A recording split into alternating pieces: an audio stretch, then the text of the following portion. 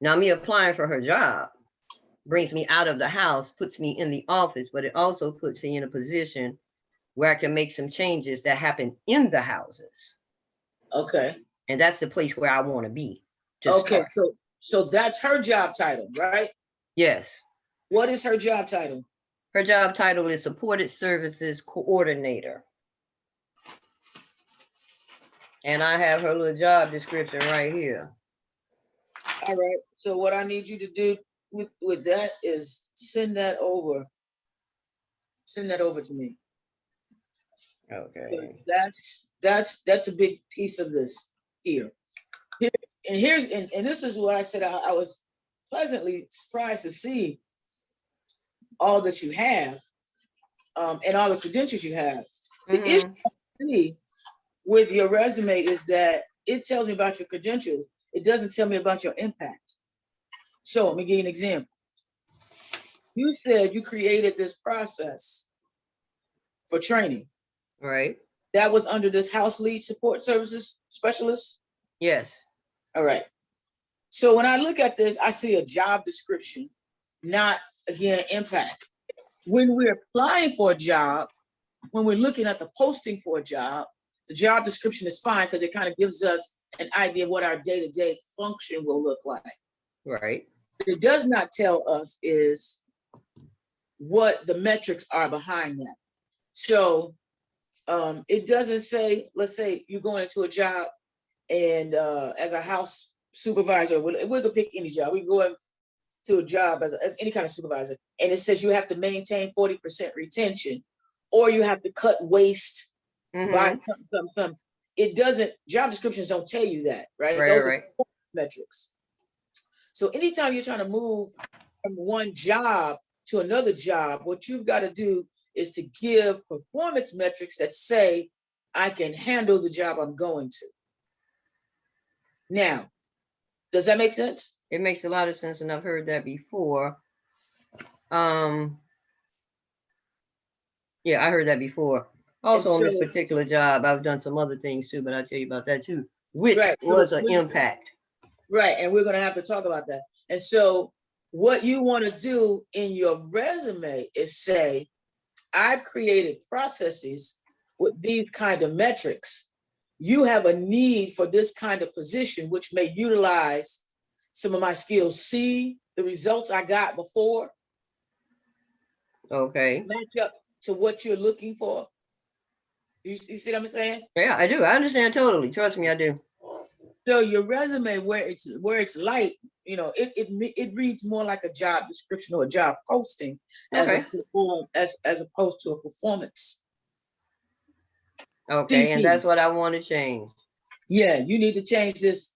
It doesn't need to tell me this you could put out and say, I'm hiring. Okay. Don't look at this and say, this is the person I want. Look what they've done. Okay. So we need to change the presentation of it to be more representative. Let me give you an example. You talked about, you created, now you don't know, and here's the other thing. You've got to talk terminology too. For example, you talked about creating training. You called it a cheat sheet. Yeah, I get that. I get that. Now, in the training world, if that's where you're going, you have to find out what's the correct terminology. We call it a cheat sheet because, it's a common sense kind of thing, right? Right. Like, make me a cheat sheet. But in the training world, there's vernacular for that. Sometimes it's called a job aid. Okay. Sometimes it's called a QRC, which is a quick reference card. Okay. Or sometimes it's called a QRF, which is a quick reference. Wait, I forgot what the F word stands for. In other words, they're just some. It's like going to Italy. Yeah. We like ice cream. We know how to say ice cream in English, but we're going to Italy and we want them to give us ice cream. We better learn how to speak a little bit of Italian to get ice cream. Otherwise, we're going to get goulash. We're going to get spaghetti. We're going to get everything else, but we're not going to get ice cream. Okay. So again, if training is the industry, or if there are pieces in the job that you want to be in training, then we got to take stuff like, I created a cheat sheet. No, I created a job aid. Let me give you an example of that. I created a job aid to assist, I don't know how many people. Well, let me ask you this. How many people work there? But in a particular house I'm in, it's like maybe 5 or 6 of us, and all of them need to be retrained. However, the people that they send, that they hire, are the people that would use the job aid that I created.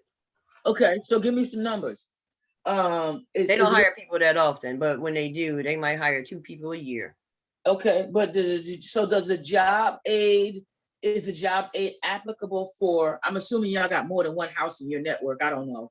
Yeah, we do have more than one house, but I only work in one house. However, the job aid could be tweaked, and it doesn't take a lot to tweak it because all the houses are ran the same way. The only difference in the houses are the individuals. Right. So that's where I'm getting at right there. So yeah. You've got to say you've written a training procedure that, you know, we got to say it can be leveraged across how many houses is in the network.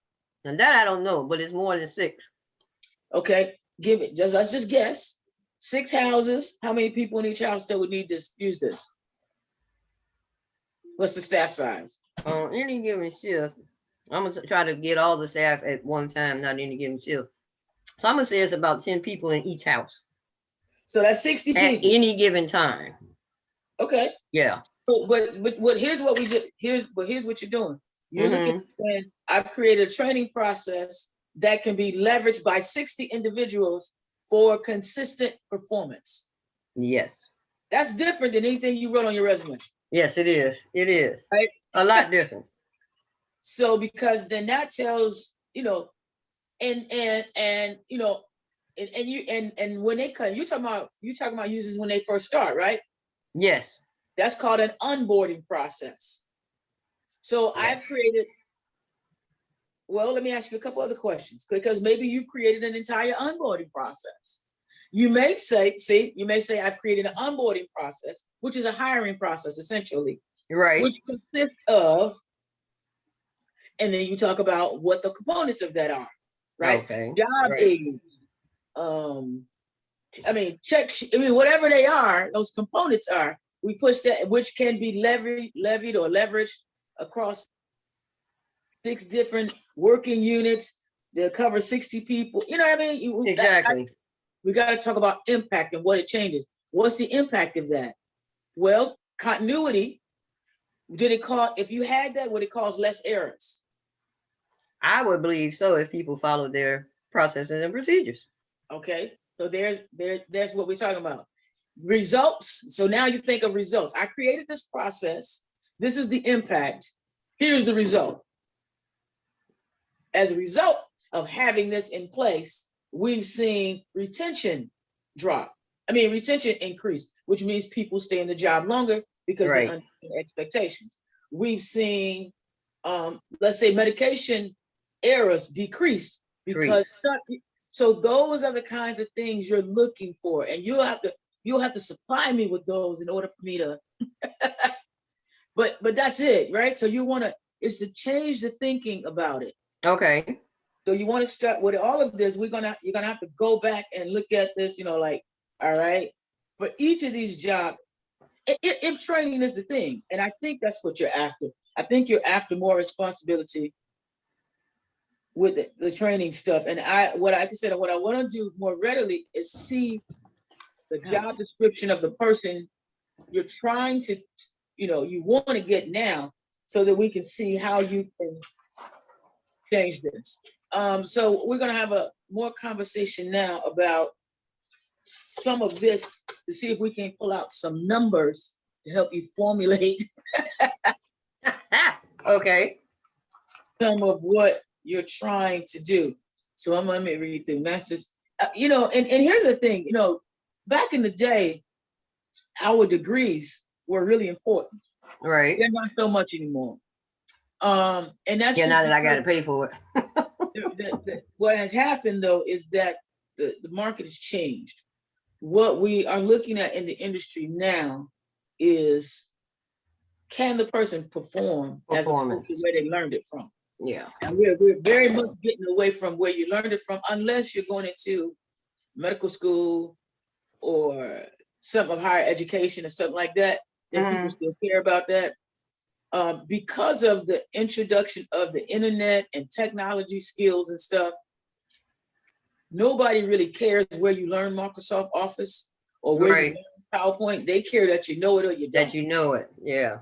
And so that's kind of the market, that because of the technology, it has made the market shift a little bit. Now, Yeah. is it to be said that you still get a little bit more money sometimes for having that degree? Yes, when it comes to an internal job pool, say, well, hold on, let me make sure I decline this so don't interrupt our Okay. When it comes to an internal job pool where they say, we got a bunch of candidates, they can all kind of do the same thing, then it becomes a distinguisher about, well, who's got the advanced degree, who might be additional that we don't need right now, but going forward, oh, she got an MBA already. We ain't got, now, and here's a real talk. If we decide to make this a different position, then we ain't got to send her back to school, as opposed to somebody else who don't have an MBA. We get in the job, they may start looking at us for funding to go back to school later. We ain't trying to do that. I mean, so all of those things could become part of the conversation later. Okay. But right now, the market has really shifted a bit. And it shifted, again, to make sure that resumes display more function and more impact than it has, reading like job descriptions. So, all right, you got this MBA. And I started talking about that because I see your summary. But again, your summary is a list of your accolades and not a list of so here's what you want to do in that summary. Okay. In that summary, again, we want to take, if I don't read nothing else about you and you want this job, I should be able to get it from that summary. Okay. I should not have to read the rest of this. In other words, if you've had, let's say, how many years you've been supervising or managing? Do you currently manage your staff? No, I don't. Do you have any management, staffing management? I manage staff at the bank. Okay. Chase Bank. How many and people? At Youth First Counseling Services, I manage staff there too. Okay. How many people at either? How many people at the bank? At the bank, I had 7 employees and 3 contractors, so 10 people. So you had, now listen to this, you had 10 direct reports. Exactly. You get that? I got it. I got it. And here's the thing. This is why numbers become important. Okay, let me get that youth, and then I'm gonna tell you why. Okay. How many youth how many people did you supervise, or how many direct reports did you have there? No, at Youth First, I had 2 people that worked there that reported to me, and then a volunteer, so 3 direct reports there. Okay. All right. Now, let me ask you this.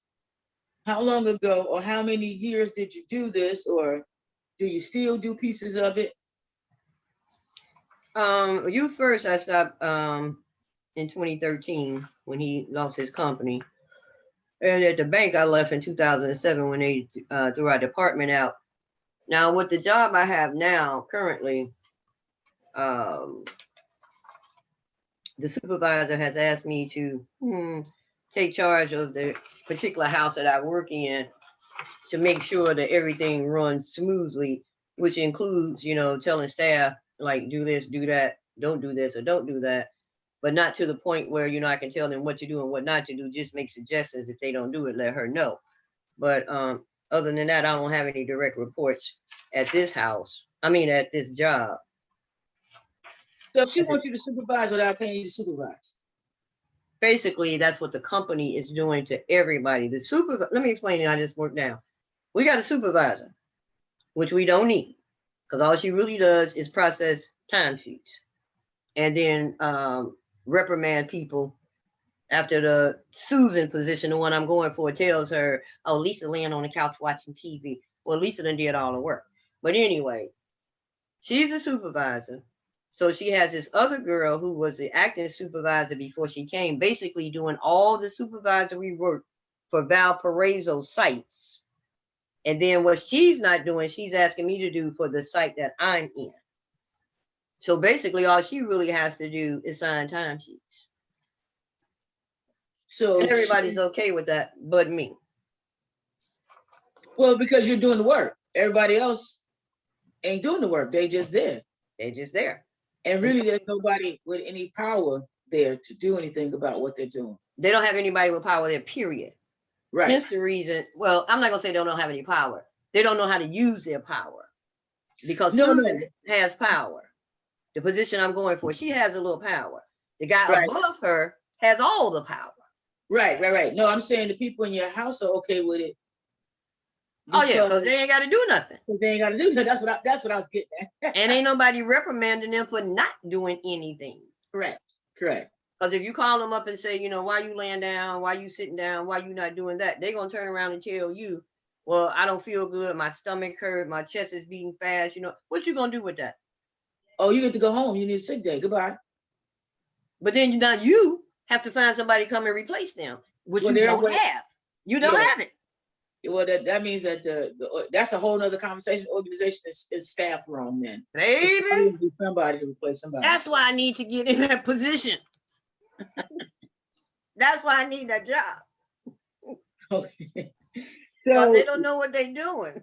So you have, all right. So far, when did you first start supervising people?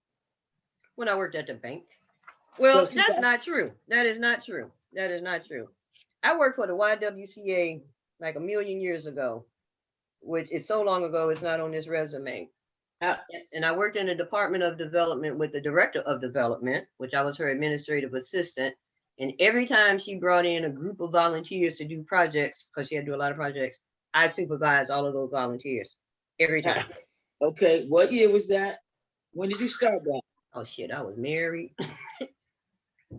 Ooh, baby, that's been over 30 years ago. So let me help you. So here's what your summary should. This is one of the sentences should be in your summary. Over 30 years of direct supervision for diverse workforces. Okay. That says I got some skin in the game. I've been managing people, white people, black people, Hispanic people, all people, diverse workforce for 30 years. And we're going to add an in.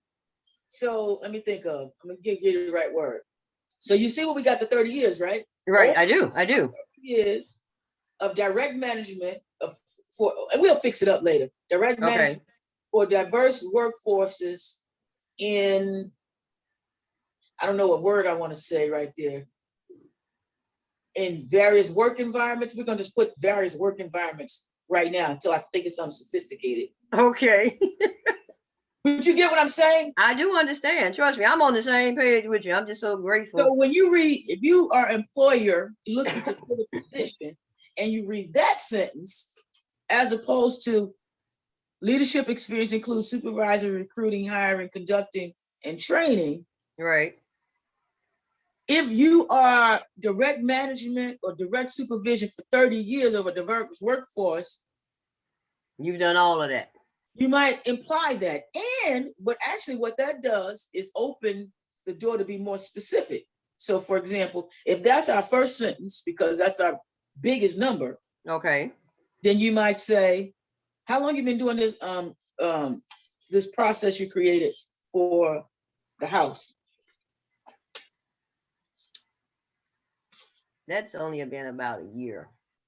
Okay. So well, the process I created for them to use for the house has been about a year. The process I created for myself, my quick reference card, I created that as soon as I started working there, which was 5.5 years ago. Okay. So how long you been doing training? Period. Every time they hire somebody. So I've been training people for 4.5 years. But not just there, but you've done training at other places. Oh my God. Let me look at this resume. I trained there and then trained as a teacher. As a Title I instructor, I just worked with the teachers. I trained the youth first. I trained people at the bank on how they do their job. I trained people at the YMCA. I'm trying to think of all the Right. places I worked. So, so what's the number? 35, 40 years of training, direct training, including creation of QRC cards. Yeah, it has to be something like that. It's been a lot of years. So So you see what I'm saying? I'm I see giving what you're you saying. a I see what number, you're saying. what I've done, who it impacts. So your summary should have big, bold, impactful statements that Okay. say, so because again, it's your summary. It's if I can walk in the room and give you 4 sentences about me and my work history, what are those 4 or 5 sentences going to be? How am I Okay. going to tell you everything I can do and the impact, not impact, the experience I have in one foul swoop, and I get 4 or 5 sentences. That's it to say it. Okay. That's what your summary has to be. Okay. I understand exactly what you're saying. When I worked at Youth First, they had therapists that went out and met with the people, and when they came back, they had to write up their therapy report. And the manager used to say, or the owner used to tell them all the time, when I read this summary or read your report, I should be able to feel like I was sitting right there in that room with you, seeing everything that this piece of paper say. I shouldn't have to guess what happened. I should know everything that's in the summary. So I totally understand where we're going here. Okay.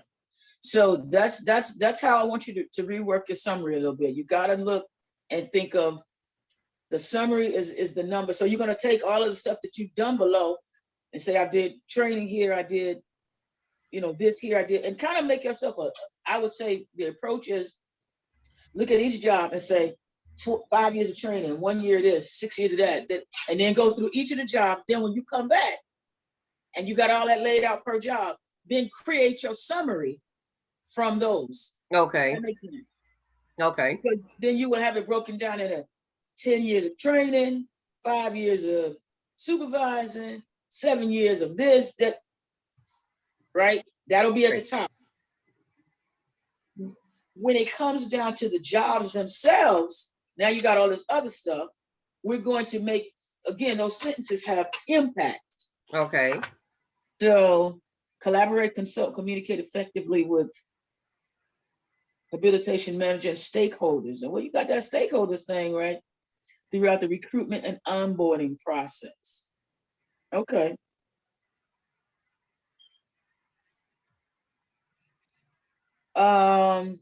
As the house leads support, is this the job description? Basically, for the most part. Okay, that's what. Okay, I'm like this. This is what they listed somewhere. Training new support staff. Okay. Now, some of this stuff I added because it ain't in the job description. Okay. Like the train new support staff. So here we go. On, for example, the first one, house lead, we're going to get specific there. So in the top part, you have the summary. Right. Everything. Under each job below, you're going to get real specific and say, I think that's where you created onboarding process, which consisted of hiring, training, and something for, X amount of employees.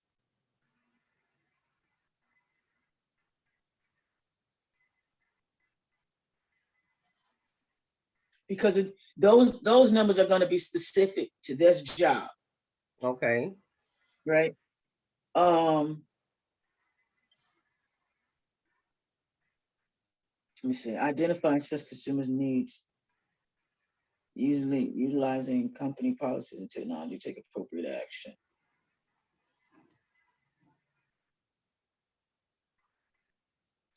These are they're not bad, they're just not impactful. Okay. And we want to make them impactful. Yeah, what I'm trying to, let me see.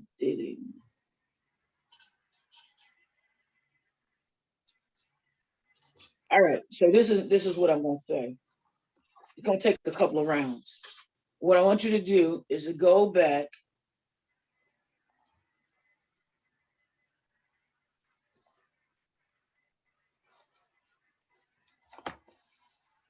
Levels of workload in a dynamic environment.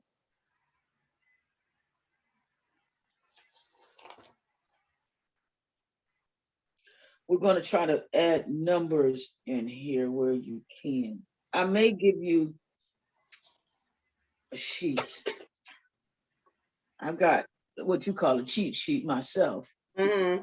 I find that most people have the same kinds of errors in resumes just because it's the traditional way we were taught, and nobody Exactly. had to change due to industry, but due to the shift in the market. Gather and analyze information to understand.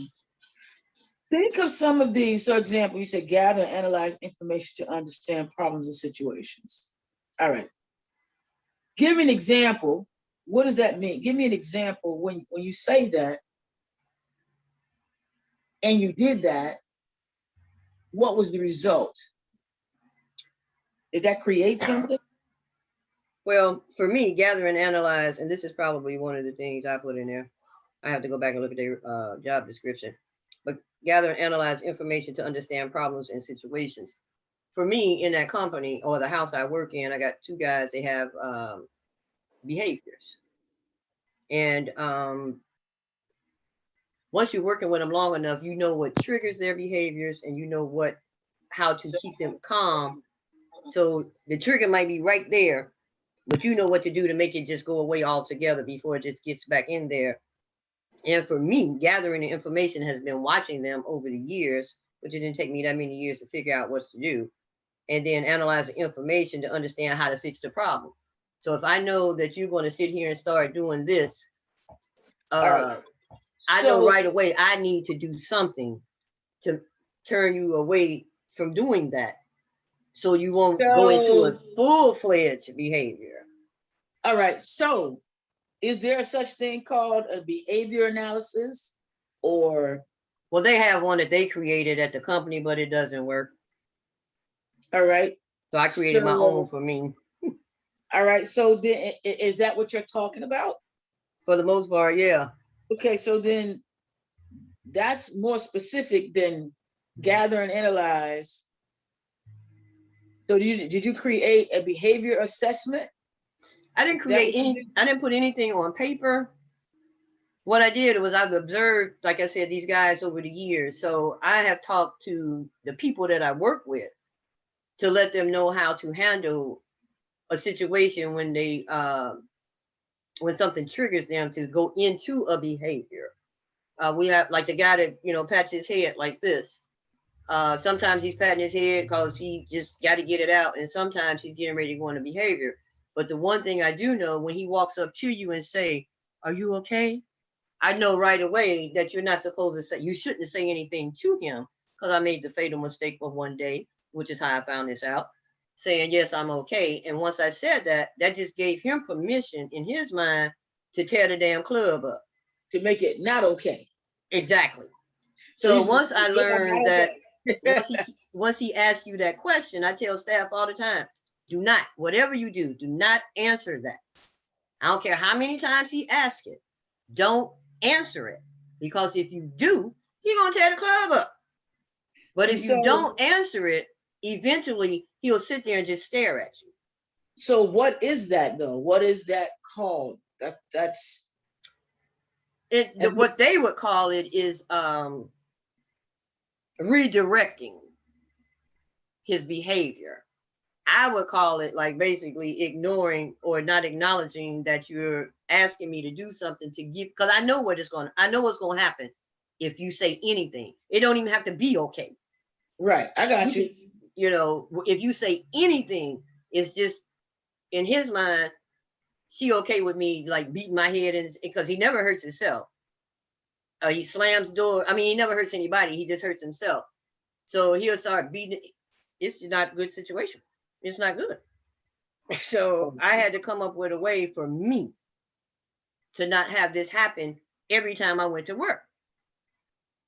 Because if you don't get it under control and learn how to make it work for you, it's a job I would have quit 3 days after I got there. Okay.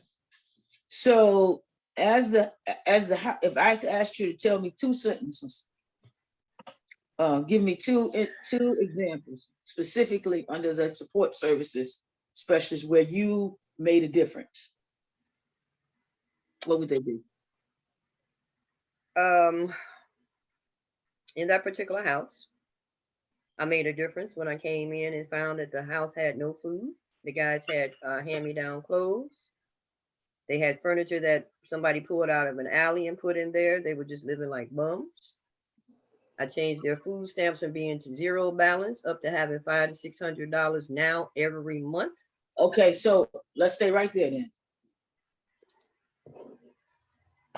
Where is that on here? Because that's impact. That's not on here. Okay. It's not.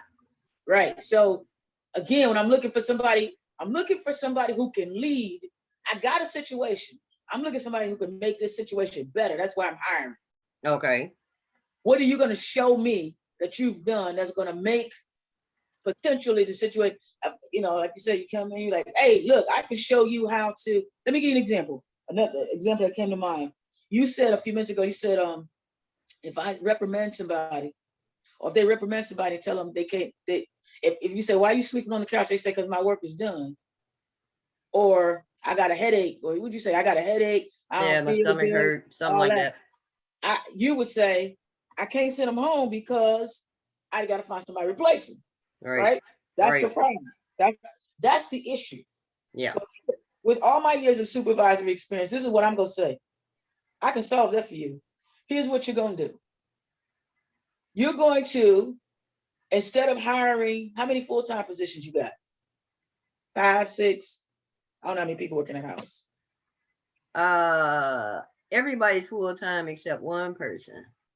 Okay, so how many people is that? Police. David. Tahisha. 6. So we got 6 full-time and 1 part-time in the house. 1 part-time. All right. So now, if I were consulting with you, I would say this to you. I would say, listen, this is what we're going to do. We're going to change that. We're going to go to 4. Actually, we want to go to 3 full-time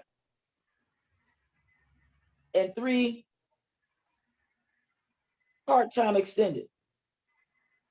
What does that mean? Full-time means 40 hours, right? Right.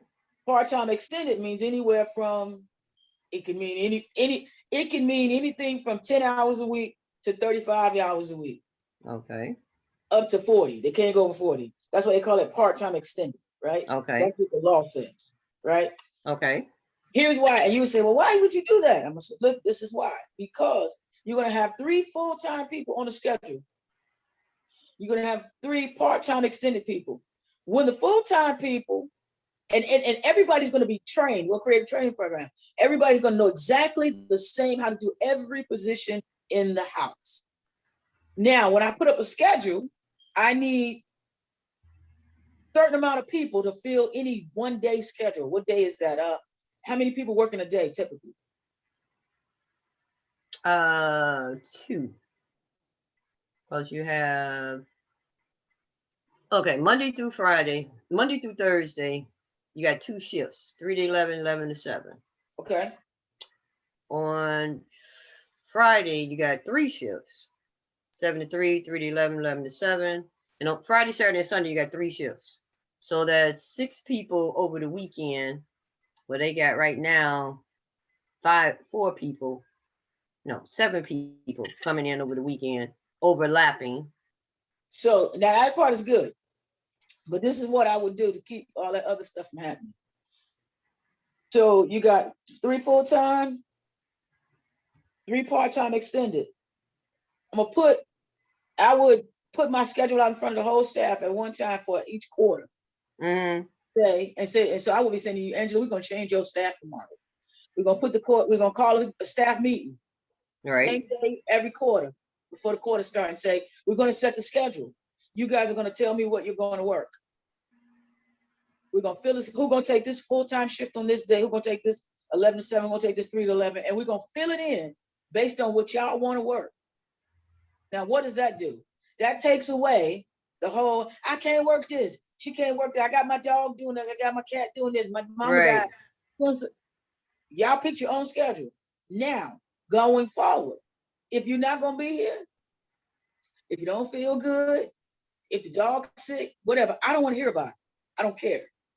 You got 6 people that you can call, pick somebody off that who's not working your shift, and they have to work your shift. And y'all have to sign an agreement. And see, that's one of the things that they have right now in place. If somebody switch shift, is if I decide I don't want to go to work on Tuesday, I need to start working right now to find somebody to cover my 2 shifts on Tuesday. Correct. Now you got to sign off on it. Now, when that person, so here's what happens. Whoever on the schedule. Right. If they have a little, then they got a little sheet of paper like this that they post on the bulletin board, said, I need my 3 to 7 covered on this day. They put it up there, the person take it down, sign it, they hand it to the supervisor. You change it, not on the schedule, but on the calendar, just the calendar. Right. Because it's only for that day. For that day. Person will come back work their regular schedule, right? Right. So they come back. Now you talk about impact. You got a whole lot of things that just changed right there. Mm-hmm. Self-scheduling means that people don't call off. Right. Because they don't have conflict. 2, if they do call off, you just gave them a system in which they could find their own replacement without bothering you, the management. Right. The management's only going to get involved if somebody don't show up for that shift. Right. The manager's going to look at the schedule and say, this person's supposed to be here. And then they'll look at the calendar and say, oh, but that person is off because person B was supposed to substitute for them. Person B gonna get written up. Right. After 3 times, person B's out. Do you have a problem? No, because you got 5 other people who can fill in for person B because you got part-time extended. All you do is substitute somebody else back in that spot. That makes a whole lot of sense to me. You onboard one new person, take them through the process and teach it to them.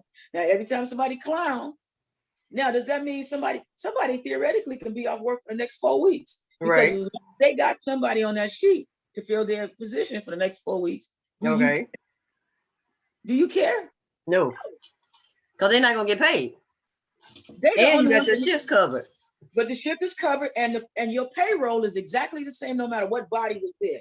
Right. And guarantee that they can do the job because you train everybody on the exact same thing. So there is no, oh, well, she came in for me, but she didn't know how to close the register. But she didn't know how to give meds. No, the only people that can, if there's a distinction between people who can give meds and who can't, then the people who are going to cover for the people who give meds have to be trained on that. So everybody's supposed to get meds. But I'm just saying, so if you can't, if your job consists of sweeping the floor that hour, because that's what you were assigned to, you can't get somebody to substitute for you who does not know floor sweeping responsibility. If they only know cash register, then they can't substitute. So you got to find somebody when you want to.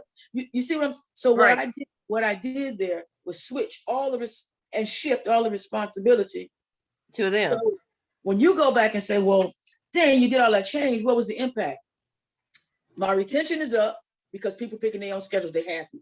I'm not forcing them to work anything. They volunteered. They put the schedule together themselves. Right.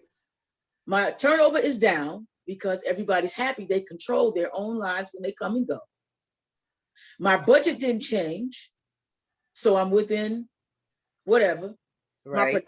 All of those things should have production increases.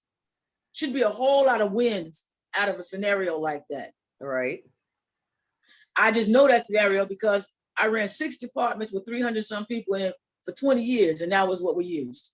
And this is what they should use too, because I think that works a hell of a lot better than what they have set up now. You give people control of their own lives, but within your parameters, then they'll be happier people. Right. And then they will work. And when you say, you ain't got to ask me for a day off, what you got to do is bring me the slip that says you're taking the day off and the other person's name is already on it because they signed it saying that they agreed to work for you. I don't care what day you take off. Right. You ain't got to talk to me about it. Just take it off. So now there's no tension between you as a manager granting them vacation time or a day off or the dog got sick, you don't have to make those decisions because they make those decisions by getting the paper signed or not. If it ain't signed, you can't. I can't. You can't take off. If it's signed, goodbye. If it That's ain't, see you at work tomorrow. right. It's that simple. It's but that that's simple. on them, not on you. That creates a lot less tension between management and staff. It makes a whole new ballgame. It really does. I like that process. You can have that one. Thank you so much. Because they give me that job, trust me, I'm gonna try to push it. I know they ain't gonna give me that job because the guy that's over the hiring process don't like me. Well, we're not gonna claim all that. We're gonna put together a surefire resume so that even if he doesn't, then you'll make him fit. But he'll get to see it, right? So he'll get to see what he particularly know the impact I've made in that place, which is one of the reasons he won't hire me in the office. And he said that out of his mouth to another employee. Oh. In 2017. Well, why do you want to be there anyway? Because I've always wanted to work in the office. But I want to be in the office. Well, now I want to be in that one because I know I can make a change for the employees and the consumers. Because I have a different management style, I have a different attitude than all of those people there. When you walk in there, you think you done walked into hell. There is no, hey, how you doing, Lisa? What's girl? I ain't seen you in a long time. You're here. Who you here to see?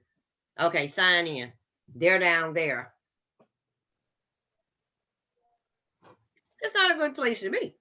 No, and all the people in the positions above mine have the same management skills, or they have no management skills at all. So they don't set the environment. They don't set the tone on the environment. There you go. Okay. And they ain't got no balls. None of them. None of them. None. Not even me. Ain't got no balls. None. So under, so what I want you to do is under these big titles, I want you to think about impact. How have you, or what could you? No, not what could you, because this is in past tense now. What you did that made an impact. What you did. What's the one or two things? I mean, I want you to start thinking that way.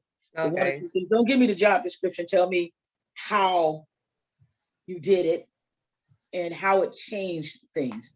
Did it increase something? Did it decrease something? So I want you to think about increase and decrease anytime you can put a number in. Okay. But when you say I supervise, somebody can say, I supervised. I've been supervised before. How many people reported to you? 2. How many reported people reported to you? 400. Oh, that's a big difference. Right. But it's the same sentence. Exactly. Without that number, right? And so you're going for impact. All right. Okay. I'm taking good notes, I think. Okay, well that's good. You get to work on this some more and send me back another version of it, and then what we'll do probably from here is I'm trying to make sure let me double check, because I don't think for 125 I promised y'all I would do the resume. Oh no, you didn't say that. Okay. I want to make sure, because if I said it, I would honor it. Look, come on and do mine. Please do it. Look, I'll get you a cheesecake. Now you talking. Hold on here. Hold on. You know, some things can be bartered. I know that's right. I had a question. What is it? Sure. I lost it, but it'll come back. Oh, that's fine. I know what the question is. Under each job description, once I change them up, these should be bullet points or paragraphs. Bullet points, if you can. Okay. Yeah, bullet points. Okay. Like I said, bullet points. We're gonna play with it. So just start. Don't worry about. Just get it on paper. Okay. Don't even try to make it pretty. Just get the numbers and get the metrics. Get that stuff on paper, and I'll help you. Your final product will be pretty. Okay. Get it on paper. All right. I'm gonna jump right on that. All right. So 'Cause I that's kind want of does that strategy, does that make sense so far? Because all you're of gonna this makes sense to me. just want And the summary beefed up, and then you do that under all of each of the jobs you have listed. It's probably going to shorten it too, because this is too long. Nobody okay, gonna read it. okay. Short is good. Nobody's gonna read this. I'm gonna say, and this is why that summary becomes important, because you want to give them your longevity without giving them all of this stuff. And I may Okay. have you flip the format a little bit. No, I like the format. I like the layout in terms of the education and stuff last, all of that technical skill. I like that part, the big subheadings. I'm just wondering, see, it depends on how much lightness. Okay, I think I told you this part. Let me make sure, let me say it a different way to be sure though. Let's say under, you're gonna pick, let's say house lead is the job you did the longest. Well, I worked at the bank longer than the house lead, but we can work with that one. So you're going to cross out any like sentences. So for example, if you find the same sentence, but I already told you to do that anyway, because I Right. told you to put the To years. go through it. Yeah, and put the summary, because I'm wondering if we should just do do summary, do impacts, and then do list your positions. Oh man, I've never seen one like that. That's cool. Summary saying this many years of this experience. Impact saying I changed this in my career, I've changed this in my career, made this, I changed this in my career, changed this in career. Now all the places I did it, you can look at any of these places. Okay. I like that. I think that may be a way, that may be, we may play with it a little bit, and Okay. that may be a way to make your resume really pop out. Pop out. All right. I'm working on it. Okay. And let's see. So I think you got that for the most part. Now, you said you had a specific job. I don't have that. Let me jump on the internet for a second. Go away. Move. We got about 30 more minutes here, so we got time to do this. All right. Will I find that job description anywhere? Can I find it anywhere? The one for Susan. Yeah. I doubt it, but I can take a picture of it and send it to you faster than I can do anything else. Let's do this. Well, you can do that. You can go ahead and do that and tell me. And I'll email it to you as well, because I do have it on my phone. Oh, just email it to me then when you get a chance. What is the what's the title of it? Her title is Supported Services Coordinator.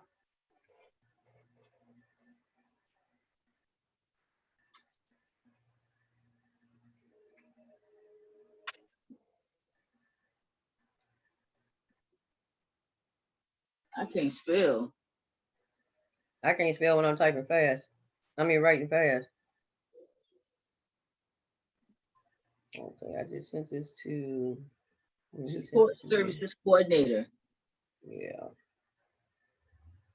Actually, I'm gonna send you both of these job descriptions. Here we go. Let me see if this is the way it sounds. Service coordinators are members of organizations management team who work to match clients with appropriate services. Is that right? Is that the one? What are you reading at? I'm just reading a general job description. Oh, yeah, that's probably the size of it. That's what she probably would do, Susan, not me. Right. So this is the job you want. This is Susan's job. Oh, yes. Okay. You got that email already? I know I'm reading some off the internet, but I did get, I got a text or something that came through. Hold on. You just sent me, Screenshot. Yeah, now I'm getting ready to send you. I'm getting ready to forward you this whole email that they sent me because I ain't got time for all that other stuff. So that's one.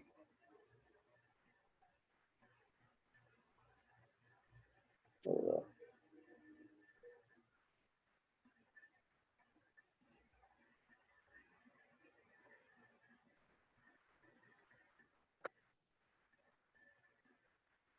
Let me find this thing. Okay. Hmm.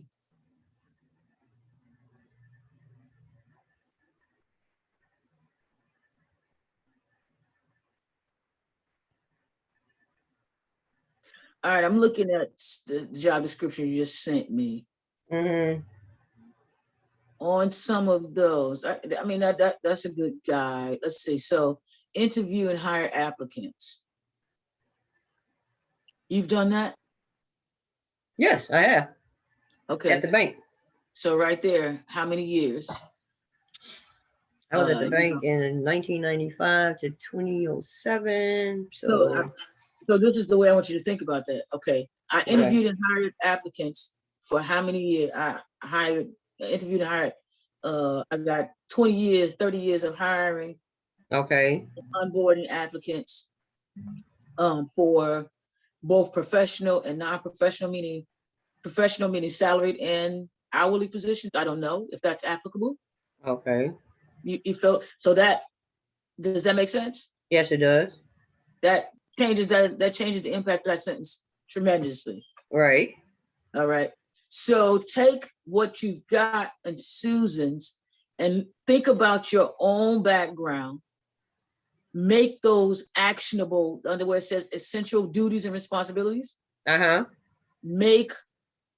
Again, looking at your resume, make those metric sentences. Okay. Make them, each of those sentences, if you can. Now, if there's a sentence you can't make it to a metric sentence, then just sit it to the side. Site visits and report on regular basis. Is that some kind of house assessment? Yeah, there's something she don't do. No, but we're not talking about HUD. We're talking about you now. Have you? I'm telling you, they just made this damn job description up when that bitch quit. But okay. Well, maybe that's what they want, and that she wasn't doing. Yeah, well, I'm telling you, she wasn't doing.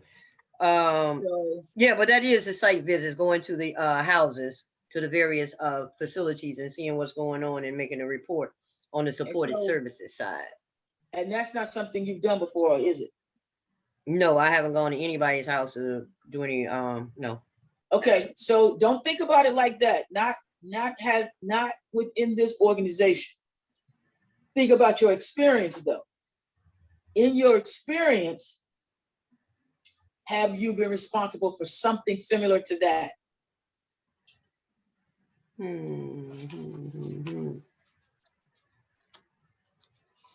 Well, the only thing I can think of right off the top of my head similar to that is keeping up with office supplies when I had a position to make sure everything was put where it's supposed to be, and they had it all the time.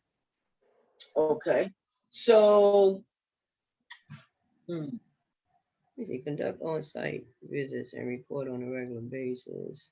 When I worked at the bank, I didn't have to do any on-site visits, but we did do, the HR part, the quarterly reviews and the monthly meetings to coach you or put you in the right direction or whatever you're doing, right or wrong.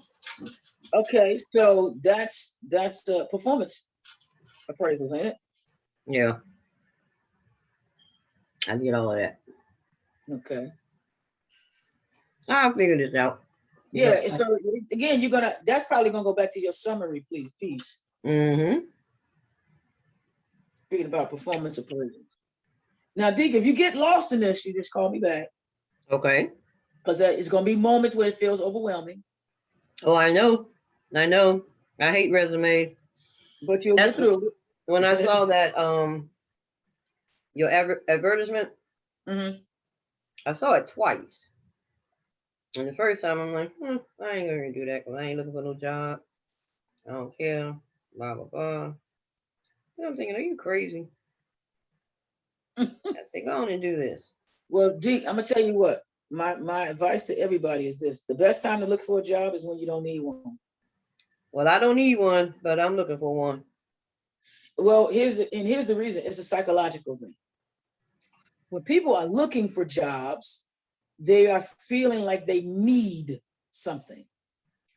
And when you are feeling like you have a lack or you're in need of something, you can become desperate. Okay. And then you undercut your ability to maximize your potential in the job search. So when you get to something that you halfway like, which looks a little bit better than what you have, you jump on it instead of waiting for something you really like or waiting for the right offer to really change your life. Right. You'll settle. Well, the one thing I made up in my mind when I started looking for a job, I was mad and pissed off. But the one thing I always said, I'm not taking any job going forward that I do not want. I ain't doing nothing for nobody else that I don't want to do. So the job that I find now, the job that I'm looking for, is the one that I want because I know if I stay in this particular company, I can make a change within that particular area, and a change needs to be made.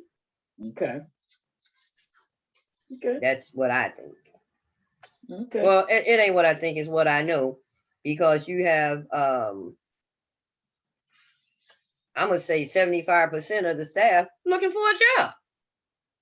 So turnover's too high. Baby. Now the time I only work in Valparaiso. They got houses in other areas of Indiana. But in Valparaiso, the turnover is not real high. It's not high at all. All the people that have been there, that are there, have been there since I got there, with the exception of two. They came in, one came in 4 years ago, one came in 3 years ago. Now they have hired 2 other people or 3 other people within those years, but they didn't last longer than 2 weeks. So that says there's something different is going on at the Valparaiso house. At whatever house that people are staying at. My house. Oh, Milton Street. The ones that people are staying at? Milton Street and McCord. Those people are not leaving. Okay. So that's something you need to, okay, so what is it that's happening there? You need to tell that story. Your resume has, if you want the next job, you have to tell that story. What is it that you're doing there that you believe is keeping people? And that's a story that you got to have really concisely when you get into this interview process, right? Right. But see, I'm not the one keeping the people there. They're staying there, and I'm going to say out of, like I told you before, out of lack of being held accountable. I can come to work. I can come to work and get paid 40, 50, 60, 80 hours. Okay. So that's not a good thing. I thought you were saying that this is. I mean, they're staying, but they're staying because ain't nobody on their ass. If somebody was holding these people accountable. I get you. I took staying as a now for the company, that's a good thing that the people are staying. But the company doesn't realize the reason why they're staying. Okay. They don't know that. Gotcha. I'm telling you that administration is something to talk about. Yeah, so we just, like I said, we just need to get you sent me that email, Susan's email. I mean that email about her job description. Yeah. I'm trying to send you the other one. But I can't never find none on this phone. I hate working on this phone, and my Microsoft Office on my computer went out. What, you just send your email? I can do emails, but I can't do anything in Word. Yeah, I got you. I can do everything, but I can't do nothing in Word. I hope I sent you the right one. But if I didn't, I will. Yeah, that's fine. Let me concentrate on this. I'll do that when we get off the phone. We can do that. So far you're okay. So far you understand what you gotta. I understand what I need to do. I wrote down all the notes, and if I need to have any questions, I will definitely call you or text you or something like that. Yep, call me back and we can go through it again. Because I think we're gonna play with the formats. I want to look at that job description.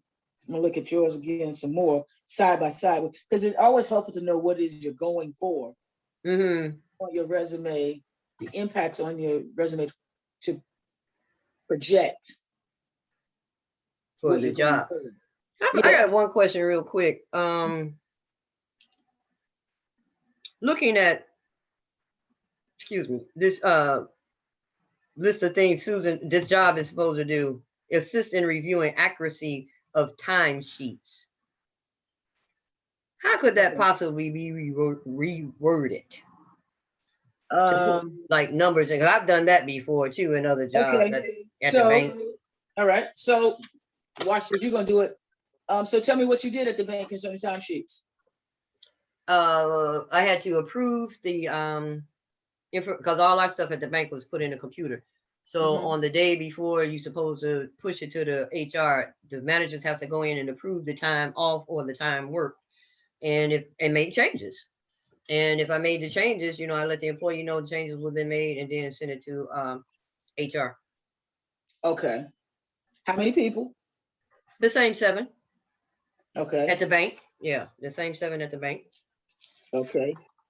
So you had And those were the only ones because the temp people, they got their money from the temp agencies, but I signed off on their timesheets, their little paperwork. got you. So what does the sentence say there? Let me see.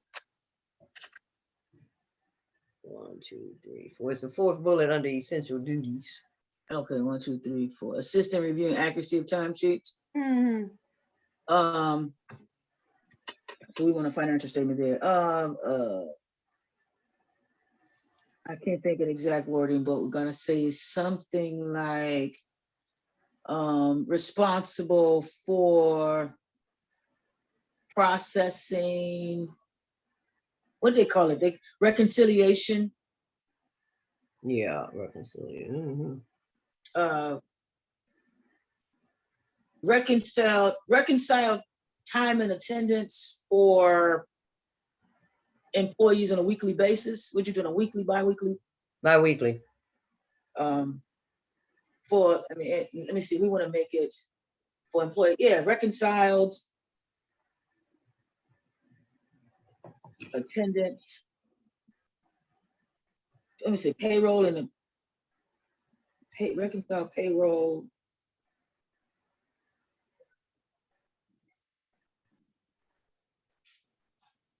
And process, reconcile.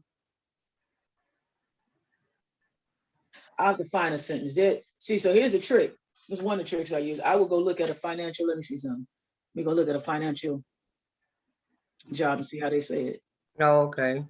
And then we add the number to it. All right. Payroll.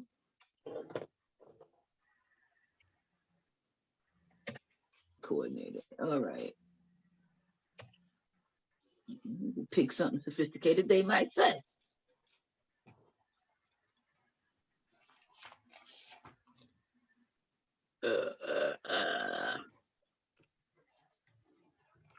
Let me grab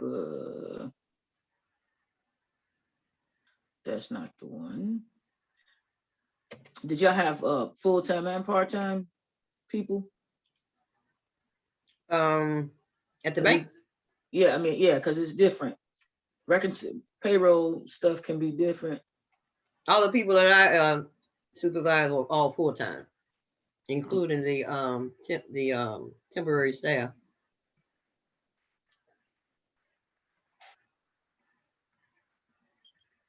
Okay. Ooh, my stomach is growling. So they said, they picked a lot of good sentences here.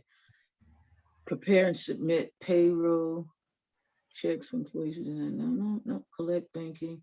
All right, so here's what I would do. Mm-hmm. So we said we're gonna use other people's job descriptions, Right. to populate. So, for example, reconcile this. I'm gonna read some examples of payroll specialist responsibilities. Okay. Prepare and submit paper payroll checks for employees who do not have direct deposit. I don't know if that applied. Did that apply? Nope, nope, nope, nope. Collect banking information for direct deposits, set up and initiate deposits on paydays. That's not what you did. Nope. But process and monitor garnishments, no. Nope. Familiarize yourself and keep current with taxation salary. Nope, you don't have to do that. You just have to process payroll, right? Yep, that's all. Reconcile. Make sure nobody was putting in more hours than they were supposed to. Or cheating themselves. Okay. So you could say something like reconcile weekly payroll ledger for employees and then say something like and respond to employee inquiries regarding payroll issues and concerns. So we could take those two. Actually, did you do that at more than one job or just that one? I mean, have you done that for more than one job? Yes, I did. I did it at Youth First. Okay. For the 2 people that reported to me. Or the 3 direct reports. Well, 1 was a temp, 2 was direct. I mean, 2 were employees. Yeah, Lisa, can you give me a second? Yeah. Something is going on in the back of my house, and I don't know what it is. What are you doing? What's going on?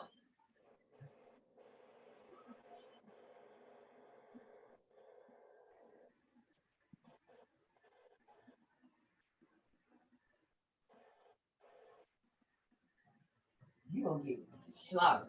That's what's gonna happen to you. At first, I'm sorry. At first, I didn't I didn't pay attention to it. Then I realized ain't nobody here but me and this cat. So why do I hear all of this bumping? Because my son went out of town. Mm. And I don't know what that cat back there doing, but he getting ready to get killed. It sounds like somebody was trying to come through my back door. Do you handle employee inquiries regarding payroll? Well, when I worked at the bank, if somebody had an issue with their payroll, they would tell me about it, but then they would have to go to HR. So I guess that would probably be a no. Okay. But you had to respond to employee issues, inquiries. Yeah. I didn't get paid for this day.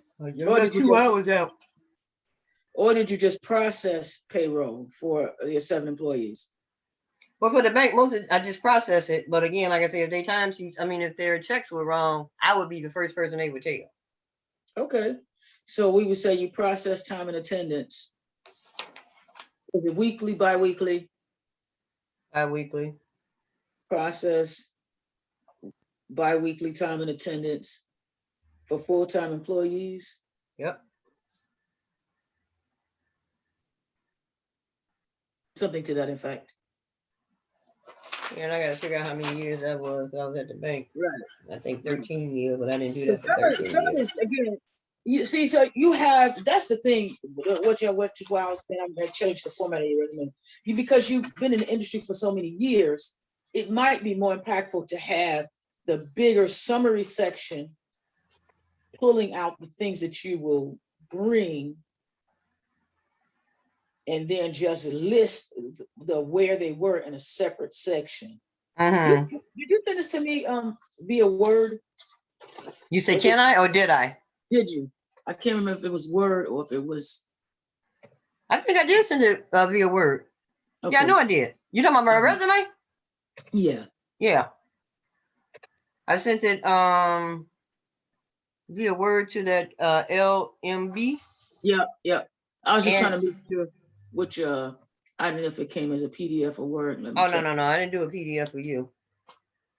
I do PDF for other people. Yeah. Because I don't want them changing my stuff. Right. But yeah, it is a Word document. Let me look. All right. I think I got it. Oh, it was in a email, duh. All right, so let's do this. You go back. I got the email. You go back and you start looking at what's like under each of these jobs. Okay. Mesh those together and come up with that summary piece for me at the top. Okay. I'm gonna go back and play with your layout a little bit Okay. and see what I think will be most impactful once you come back with that summary piece. So we're gonna have a couple of little calls back and forth for a minute. I'd certainly appreciate it. Trust me, I Yeah, do. no problem. And then we want to lay that against your, my goal is to make sure you get value out of this and that you get closer to where you want to be. Now you've identified the destination. Do I think now, so I'm gonna change hats on you because this wasn't, you booked me to have a specific conversation, Okay. but I can tell you that I don't believe this is the right conversation for you, knowing you. I mean, if this is what you got to do, because there's always a practical side to staying afloat. So I get that. My practical side, coaching is what I want to do. This kind of thing I'm doing with you and the resume stuff, this is what I want to do. But the practical side of me is that I have to go be an executive every now and then to take a project and go out of town because I Right. got to put the money in my account until I get this part built up high enough that it can substitute. It probably Okay. takes a while. I'm probably gonna continue to do this as a passion project. Let me stop. I'm just saying the disparity between what a client pays me and what The other people pay you. I know. Trust I me. did, right? But if I were talking to not Angela Taylor Tukes, who's looking for a job, but Angela Taylor Tukes, who I know this is not in alignment with what her gifts are per se. It's a piece of it, but these same skills that she's using or that she wants to use to make a better work environment somewhere, if she was doing the thing that God really planted in her, which is feeding people and using those same gifts to run an organization or a house or whatever, it's the same skill set she's trying to leverage to stay afloat. I But have a it's business plan for running a house. huh? I have a business plan for running a house. Well, I'm just saying. I So do. either you need to be doing your own thing. Now, let me ask you this. What stops you from getting your own house? A few pieces of paper from the state? Well, at the onset, it was money, and it's still money. No, let's take that off the table. It was bad credit, which is now straightened out. I owed everybody in America, which now I don't. Okay. So what's the excuse now? Because this excuse. Even I'm gonna tell you something. I know people hate to hear this. They'll be like, this you just, even when you say it's bad credit or whatever, that's still an excuse because there are always things you can do. You can't do everything at the same time, no way. Right. Right? So there are always pieces of the building you could be building, even though you have some other areas that stop you from building completely.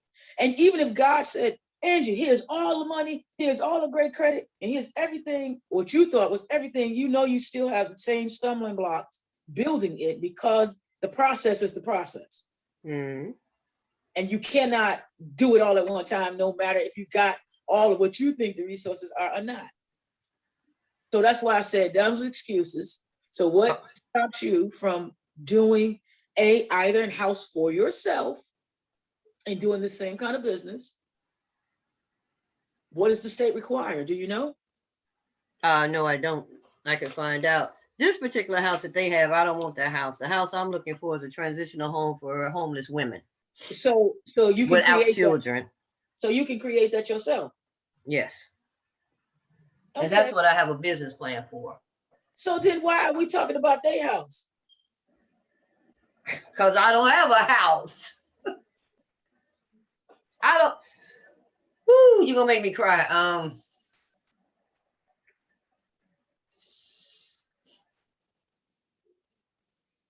Why would you put all of this Fear to them? Okay, we has got been instilled in my brain okay. from as So long as I can remember. so I'm gonna propose something to you. I'm gonna propose that we can do this resume thing for you, I'm going to propose you abandon that Okay. and we work on what you need to be doing to build the place that you want to have to work at. The house and the vision that God gave you, it ain't got nothing to do with these people. They don't. That's because the work that you're getting ready to put into a resume for a job you really don't want. I mean, you take these next same 10, 20 hours and you call the state and you find out the regulations and you do this, and you do that. You might be able to, instead of trying to fix their house, open your own. Because you don't even know what that requires. And what if you found out by calling the state and said, what is the regulations for owning, what is a transitional house? Yes. I got an idea that just hit me. There were two ideas. So you talk to somebody at Sojourner House. You know what Sojourner House is, right? Yeah. Don't those women have to leave there and go to some kind of other living situation? Because they Sojourner House, they have kids, right? Yes, they do. But they're only there for a certain amount of time. They have to go somewhere else, don't they? Now that I don't know. I don't know Okay. anything about that house other than that they, house women on one side and men on the other. So they told me. Okay. So if you talk to somebody at Sojourner House and found out, hell, Angie, that could be a job there for you that's doing what you want to do. But since you want to work with women, but if you found out what they do and they say, well, or you found out, well, can somebody here help me with regulations if I wanted to open a transitional house for women? What's the next step after they leave here? Okay, what is that? What does that look like? What does the state require? And you put 10 hours into that. Then you reach out to, let's say, Northwest Indiana Creative Investors Association and say, do one of y'all have a house? Now, I don't know if you know, that's a real estate investment group. Do one of y'all see, have these are the things that I need. People that know stuff. I don't know nothing. Everybody in this town don't know shit. Well, or they say they don't know nothing. Or I want a house. Does anybody willing to work with me, partner with me, and give me one of the houses y'all use currently as a tenant place that we can change into a transitional unit where you put up the house, I put together the program, we submit it to the state, and we both get paid? I mean, that's an idea. That's a wonderful idea. You may be able to find even a group of women in Gary who are like-minded and want to do that kind of transitional unit for people. And everybody may come to the table with $5,000 or $10,000, and y'all buy a house or a building that you can change and still get some people from Northwest Indiana Creative Association to help you renovate or do something with to create that. I'm just saying, you sure you want to put this into them or you want to put this into? Well, I would definitely love to put it into me because helping people is what I like to do. That's what I do.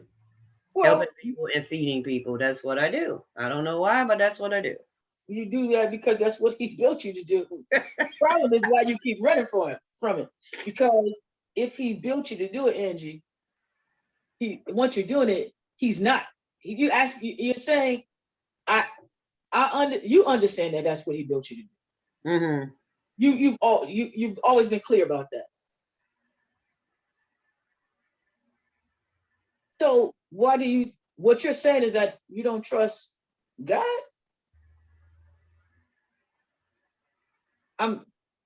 I don't know who I don't trust. Me, God, the process, the system.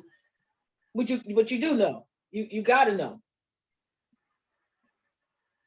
Because when you do it, when you feed people, when you do those things, what's the feeling you get? I'd be too excited, so happy. And what's the feeling you get when you go to work? Well, when I work for my two guys, I feel good, but going to that company, I hate it. I hate it. And what's God's plan for us? To be abundantly filled. And so when you do the work that you know he chose you to do, you feel excited, yet you abandon it I'm just trying to walk with you down here, help. Okay, I got you. I got you. Help us out. So, I mean, like I said, we can do the resume. That's fine. I think you should. Like I said, I just happen to know, more about you than this document. And then when it comes down to credentials, because that's now when you start talking about building a place, then people are looking for this. Oh, she got a master's degree in business. Oh, that's where that's leverageable. Uh-huh. Where you at right now, they don't probably care about your MBA because it's not in health sciences or something like that. Right. It might if you were further up in the corporation, but probably at the house level, no, not even at a. And the coordinator thing is not, it's management, but it's middle management. It's the first layer they're gonna get rid of when things go sour. I mean, so like I said, we can certainly put this together. You can submit it because there's a practical side to it. But I'm gonna say you should be spending your time finding out what it would take. I mean, I'm gonna tell you, I know Sierra ain't interested in coming back to Gary, but check this. This is what I just threw out there in my head. I go, man, shoot. She find out it don't take but 2 or 3 different licenses. She gonna shoot herself in the foot, kick herself in the butt. She might be able to pay the little $200-300 or whatever, get them licenses. Start talking to some people, putting a little plan together. Before you know it, she got that house up and running, working in partnership with something like Sojourner House or with the Deltas who do counseling of women, or with the AKs who do counseling of women, or Zetas, partners with some things there. And then partner with maybe the Links. And now some of these women are gonna be uppity, but that don't matter. You have to keep eye on the prize. Right. Some of them have gotten the accolades and done the work to be uppity. Some of them just need to be brought down, and that will happen. That ain't our time, that's God's time. But my point is, exactly. They can advance your agenda. Is what you're That's all we care about. That's all we care about. And then then I'm thinking, well, then shit, they start cooking in the kitchen. They might be an extension of the program. You can teach women culinary stuff. I don't know. Now you're teaching culinary. Now y'all got enough cakes and pies coming out of there. Y'all self-sufficient that y'all paying all your bills.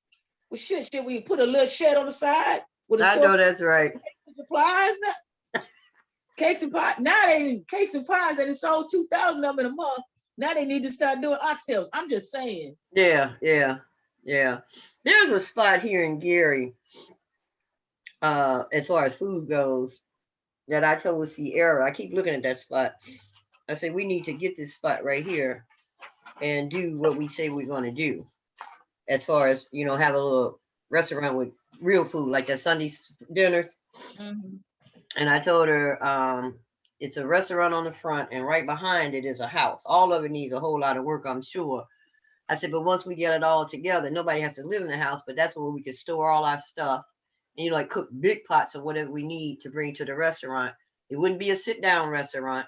It would be just like Sunday, whatever days we're open. This is our menu. This is how much it costs. And, come get it, take it where you're going to go and be done. So I told her that would be wonderful. She showed me a spot in Atlanta that she wants to open to do the same thing. Well, do them both. But you got to get one up before you get the other one up. The other one up, right. And I don't know enough about the Atlanta market. I mean, I was just down there. They think everything down there tastes good. Everything don't. Yeah, and it does not. It does not. Oh my God. You ever been to Miss Icy's? In Atlanta? I went there last time I was in Atlanta, and we went there for brunch or something like that. And I got the oxtails. Oh my God. Those oxtails were off the chain. Really? Oh my. I told Sierra when I come back, I want to go there again so I can have some more. Oh, well, they must be good then. But they talk about like passion. Passions has become a big thing. Started out with 1 or 2 little restaurants. Now they're in the airport, they're everywhere. But that food is not good at all. What are they called? Pashels, Pashels. But they're one of the biggest commercial things coming out of Atlanta now. I I ain't mean, never heard of them. I'm gonna check black them out. owned. Yeah.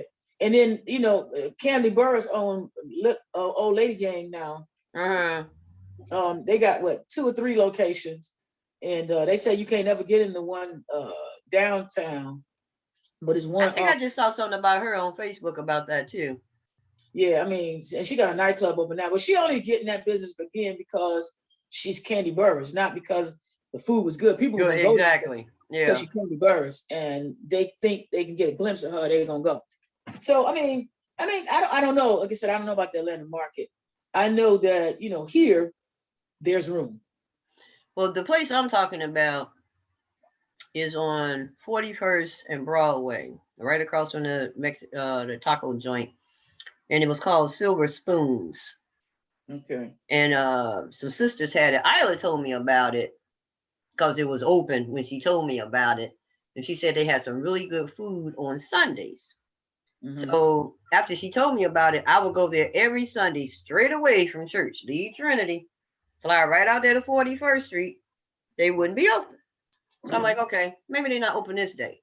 The next Sunday, the next Sunday. So I told Ida, do the people still work there?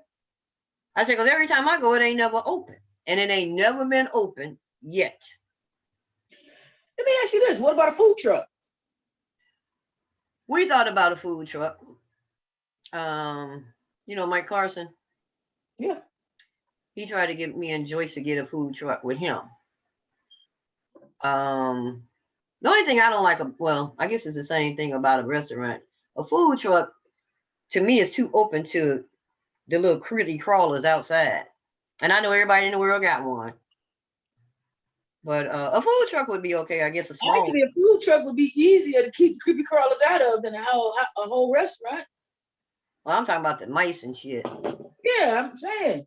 Because a food truck is a small space that you can keep clean. Yeah.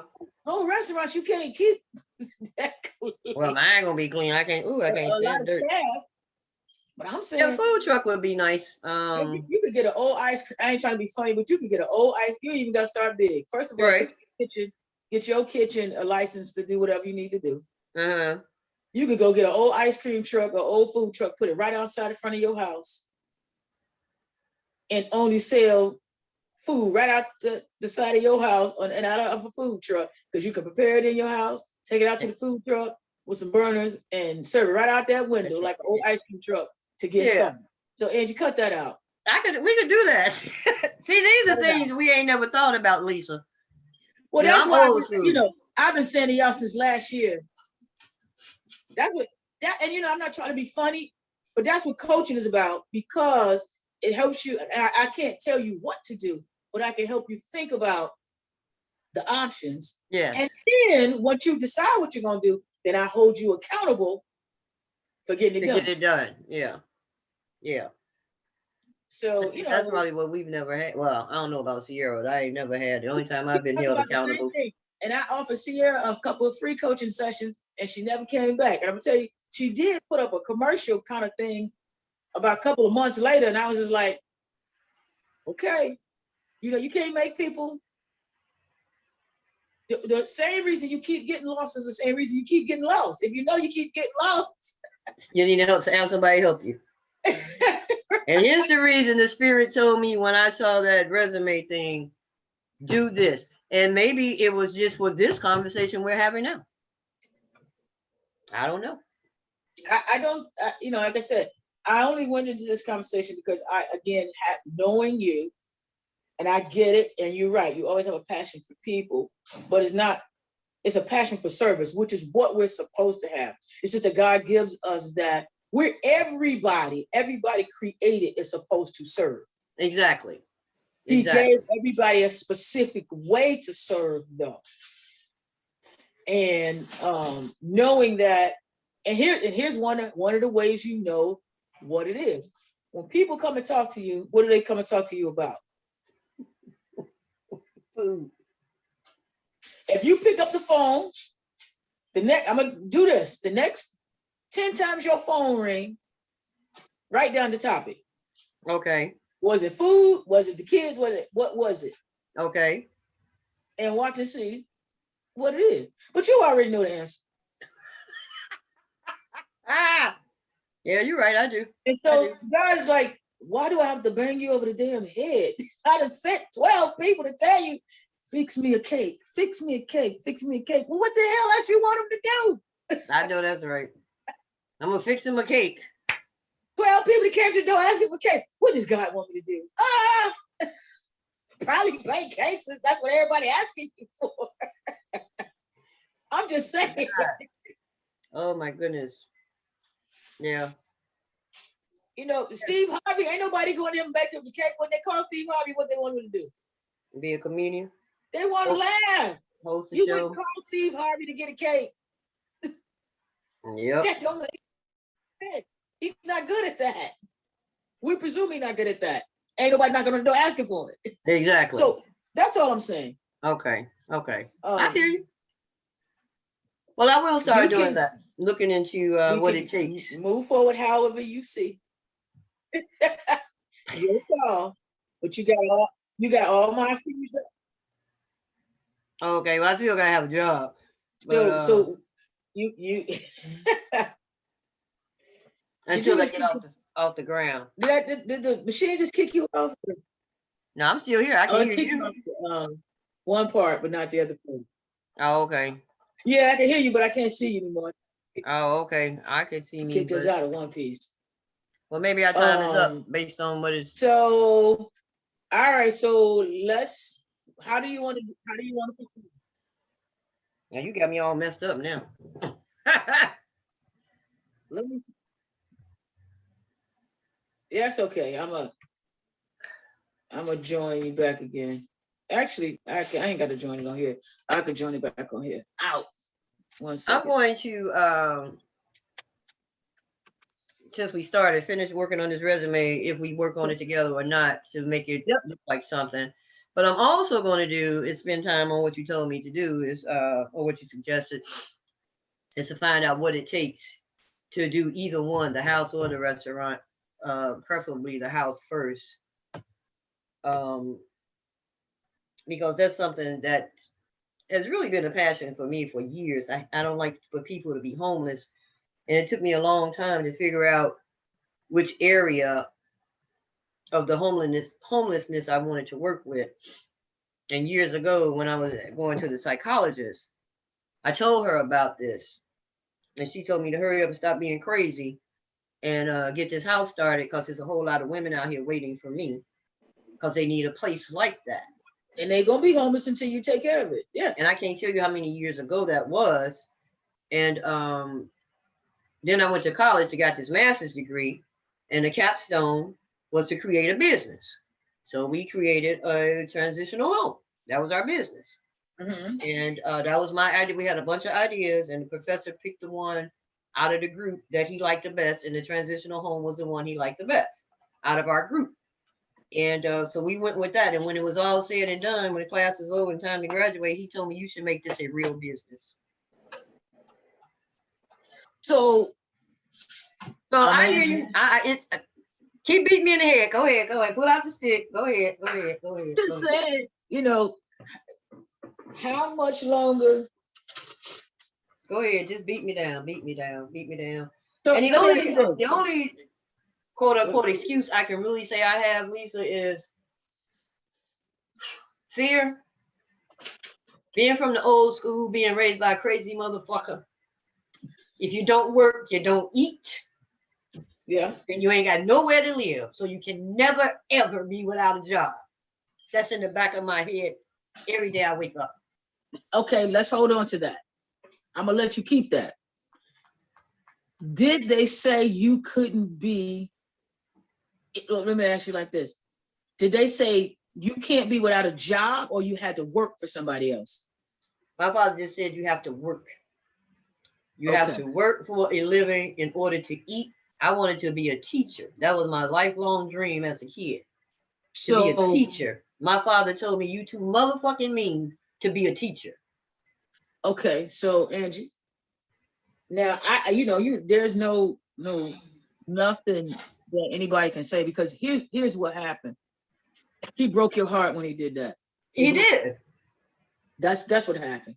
And so you are still at this stage in life, allowing him to decide how your life is going to be. He's held you hostage. So the question for you really is, are you ready to stop being held hostage? Because he told you you had to work to eat. He didn't say who you had to work for. And if you open this house, is it not going to be work? It is.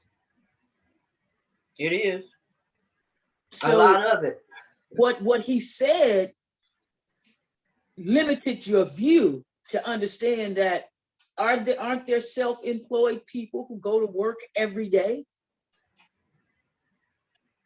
There are now. When my dad was raising us, being an entrepreneur was not even a thing. We didn't even know what that word. We ain't never heard that word.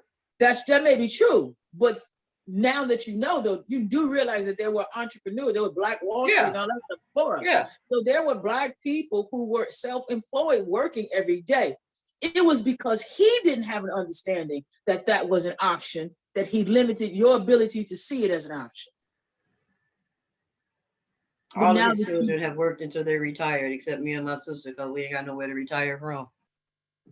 And so do you feel like a failure because you didn't follow his plan? Because you said you got nowhere to retire from. I don't know. Or can you see that even in still having your own business, you're still working? He's absolutely right. If you don't work, you don't eat. That's for all of us. Right. And we couldn't be the business owner that we work for. That's the limitation that you see. And if you can see that, you could work for yourself, and how to, you right now you'll be working. This is working for them, and this is working for yourself. Right. But right now, if you just do this, you just work for them at a minimum. You start putting some more energy to yourself, then this starts to creep up and catch up. And after a while, you at break even. You can step out and still work for yourself and get rid of that. But you're still working, baby. Yeah. You're working for you. And you're working to build a legacy, and that's different. Major difference. Well, that's the route I think I need to go. That's the route I've always wanted to go. But the only thing I know how to do is work. Well, okay. So we can take that work and make it working for you. I know how to work well. I know how to work hard. I know how to work long. And I know how to work smart. So you think there's something you're ready to solve now? I do, because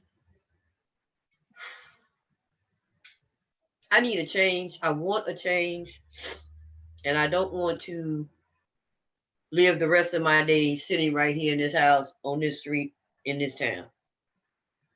I want to keep this house, but I don't necessarily have to be the one living in it. Okay. I want to have a business that will help somebody else get on their feet to move forward, so they can help somebody else and also help myself at the same time. Okay. And if the business get large enough, No. That ain't what you said. When the business gets large enough, okay, I can hire people, get employment. Right. Employment. I have a friend of mine just called me yesterday, day before he moved back to town, told me, you got your business open yet? I'm ready to come work for you. See, so he had faith in your vision. Yeah. He's always had faith in my vision. And you just scared, and that's not an abnormal thing. The thing is to surround yourself with people who remind you that God gave you a certain gift with the expectation that you're going to use it. And I'll even put it to you like this. Who do you think has a bigger wrath, God or your father? God. So which one of them you want to get hit by not doing what he told you? I don't get hit by neither one of them, but definitely my God. Your dad told you to do something that wasn't even in alignment with you. Yeah. God gave you the gifts and set you up to do something that's totally in alignment with him, and he controls the whole universe. So that's even for, let me make it personal for a second. That's one of the things that I keep That's why I'm working so hard. It ain't built all the way yet. Uh-huh. Now, here's the funny thing. I can't build my practice all the way until you people start to believe in what God gave y'all.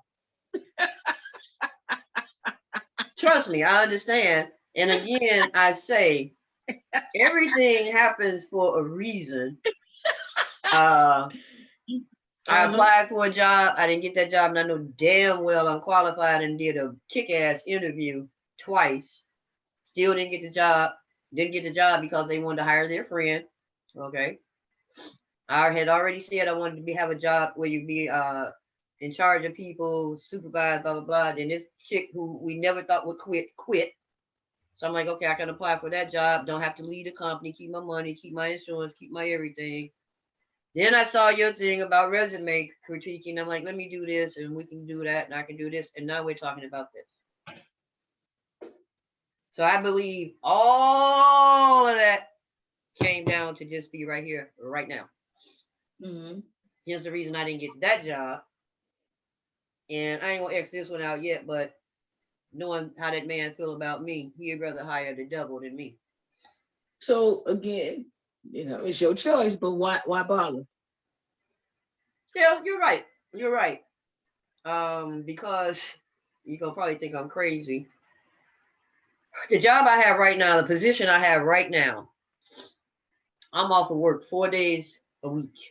Okay. And I work, I think, 48 hours in 3 days. Okay.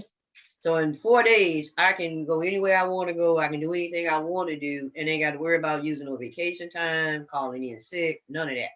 Mm-hmm. And I can schedule whatever it is I need to do during the day, during the afternoon, or the evening. And they got to call nobody when I got to come in late. If I get this job, 8 to 4, Monday through Friday, it's like that. I don't have those 4 days again. And I'm really not sure if I'm willing to give those 4 days up just yet for that. Now, see, if you had told me that from the beginning, I'd have hung up on you. Why? Because and I'll tell you this is my belief. And I'm not, I be trying to find a silver lining. What you get ready to do now, so you want to, okay, so let me make sure I summarize right now. Right now, there's 7 days in the week. You work 3 of them, 4 of them, 3 of them. 3. You work 3 days. Yep. You work 3 days. That gives you 4 free days. And what you're trying to do is trade that in for working 5 days.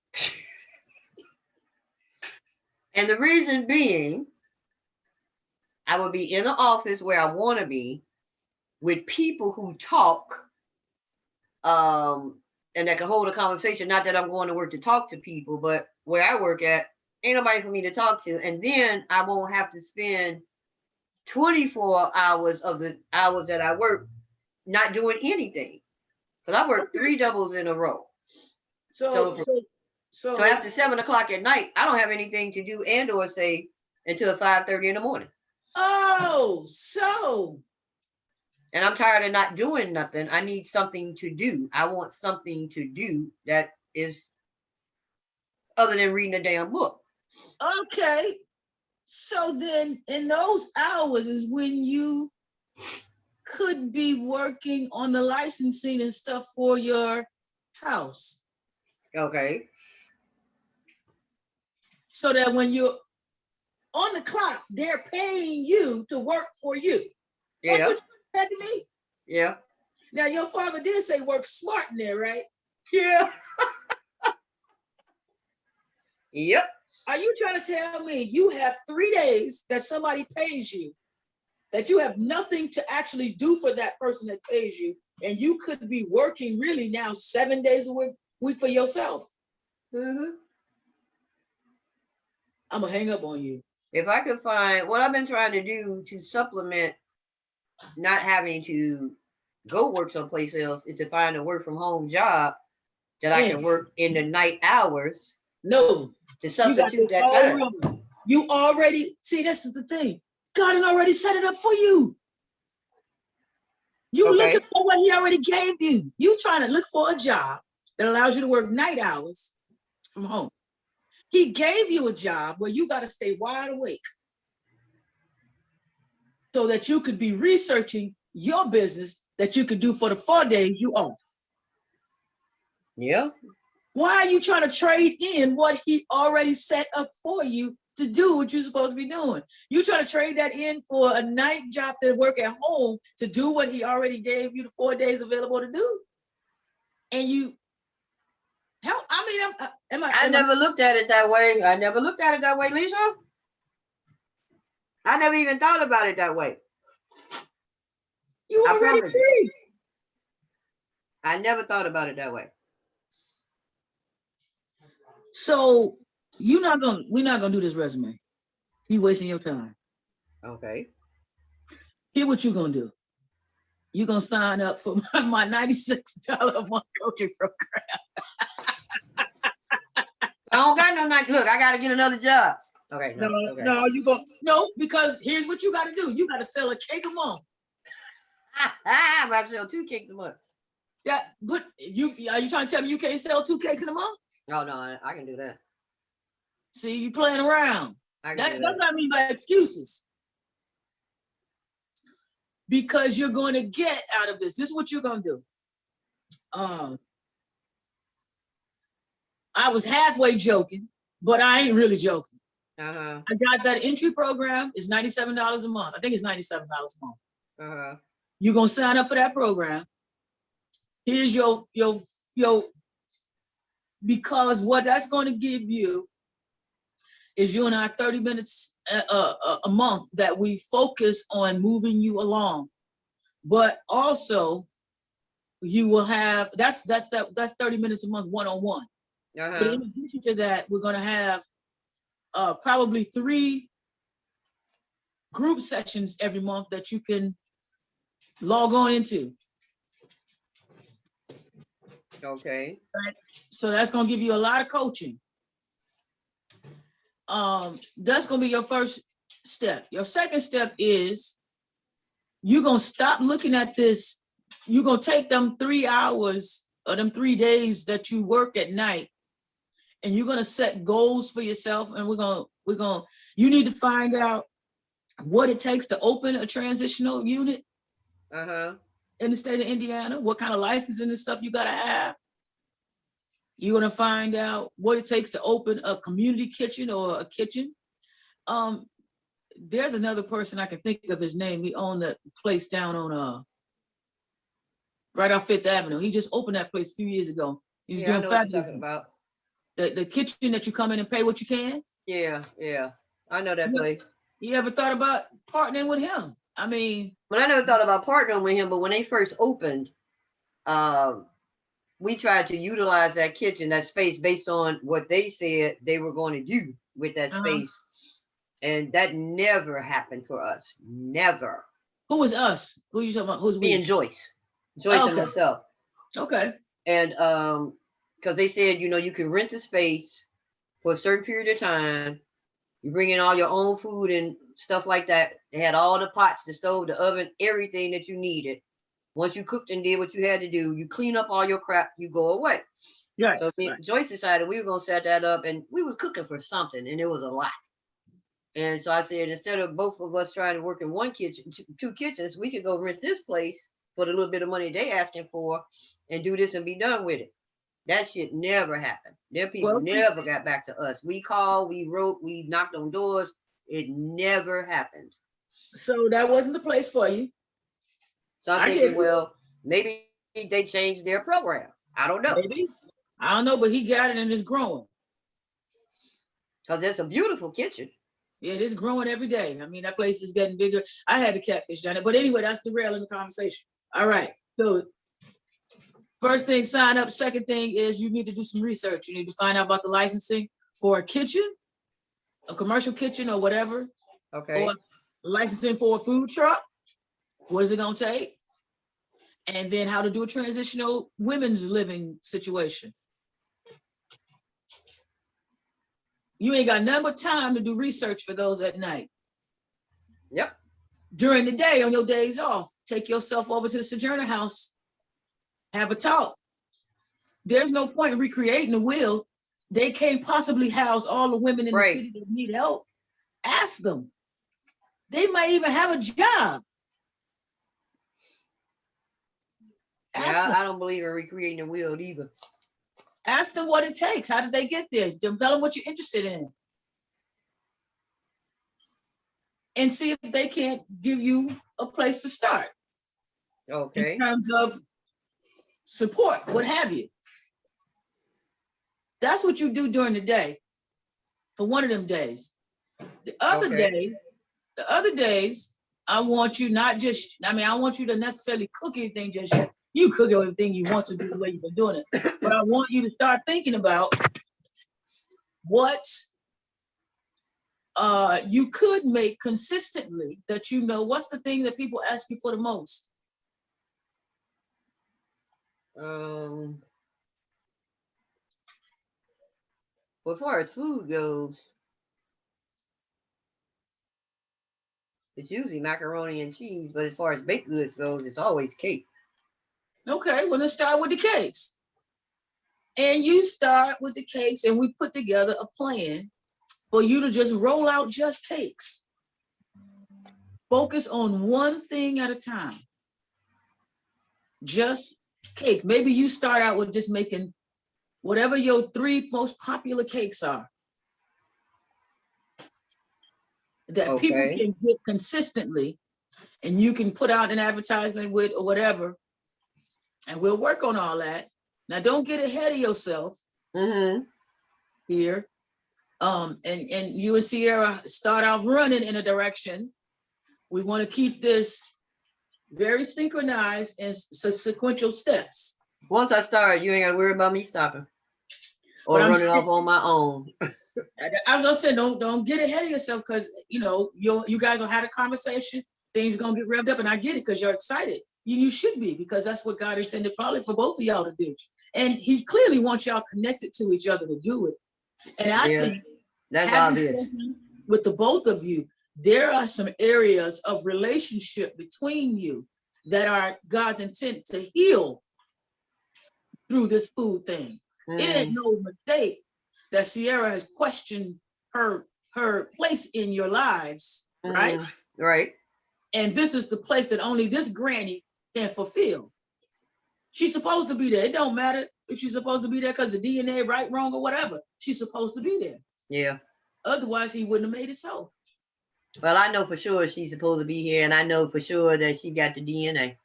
Right. I already know that. God showed me that in no uncertain terms. But it's a place, what I'm saying is that that's a place for healing for both of you. Yes. And so y'all just need, so I know y'all gonna get excited about it, start running with it. I'm cautioning you to don't put the cart before the horse. Follow process, so that as you take one step, we get you planted firmly, it can build and not sink. Exactly. We don't want to follow the process, trust me. We don't want no sinkholes in the middle. I can follow the process. We'll get you, we'll start you out on some things, and I'm gonna probably bring a couple people in to give you a little bit of advice about some things. And Sierra will be able to help you, because the kids are all over Instagram, all that kind of stuff. They know all that stuff. Right. And those things will be helpful. And she's trying to teach me how to use Instagram. I told her I can't get to it. I don't understand it. I look at it, but I just don't understand it. Those things will be helpful. Now, once she teach me, and once I learn, then I'll be good at it. Once I learn something, I'll become the best at it. That's what doggone show. So I just, that's, I don't think you should trade in. He's giving you the blueprint to give you the opportunity to pursue this. I don't think you should trade it in. I think you keep your job right where it's at, because here's the other thing, your job. Yes. You just come in and do what them other people do, Angie. To some degree. Right. Do your job, then they busy doing their own thing. Now here's something too. Sometimes we're so busy looking at what other people are doing, and I won't say judging it, we're kind of judging it, what they shouldn't be doing, that we missed the lesson. Yeah. They take care of themselves. In that time where you talking about what they're not doing, forget what they're not doing. You need to take a lesson and say, well, And you need to be taking care of you too. Like they taking care of themselves in that three nights a week. Ain't nobody doing nothing. Right. Your business. And then on the other 3-4 days you got free, you explore avenues. And then on 2 of them days, you bake a couple cakes. I can do that. And just start with your immediate audience until we get you something, a plan more concrete in place. Okay. That sounds wonderful to me, and I'm ready for it. I am ready for it. I'm ready to move. I'm ready to stop sitting here just wishing. Yeah, because like I said, people have to decide, is it something you're ready to change and stop talking about or not? I think we had the same conversation a year ago. Yeah, about the same time. We did. So, it's time to do it. It's time to do it. I'm not getting any younger, and I want to have something established, at least by the time I'm 75. That's 10 years from now. I was going to say, are you any closer? When we had this conversation a year ago, are you any closer to it? No. Time to move on. No closer at all. I bet you get this analogy. Stop staying in a bad marriage. Oh, yeah, well, I got a divorce. You know that. Over 30 years ago. But I've been divorced longer than I was married. But yeah. See, that's it. All right, dear. Thank you so much. Where do I sign up for this class? I was going to say, does that meet expectations for the day? I want to make sure my people are happy when they hang up. Oh, I'm very happy. I just need to know where to sign up for the coaching class. I'm excited. Believe I'm sleepy and I'm tired and hungry, but I'm excited because I just got off a 16-hour shift. Yeah. Okay. Let me go to the link right now. I'll send you the exact link. Okay.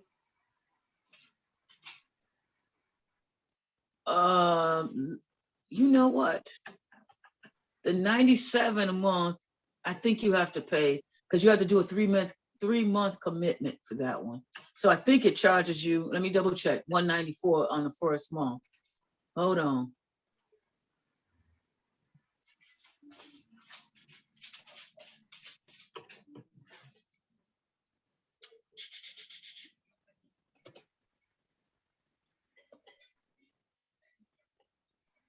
Shop. We'll send you the link.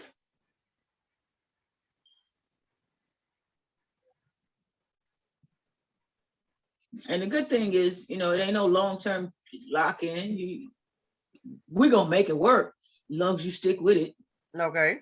But when people feel like they don't want to be accountable for their own future anymore, then hey, get off the train.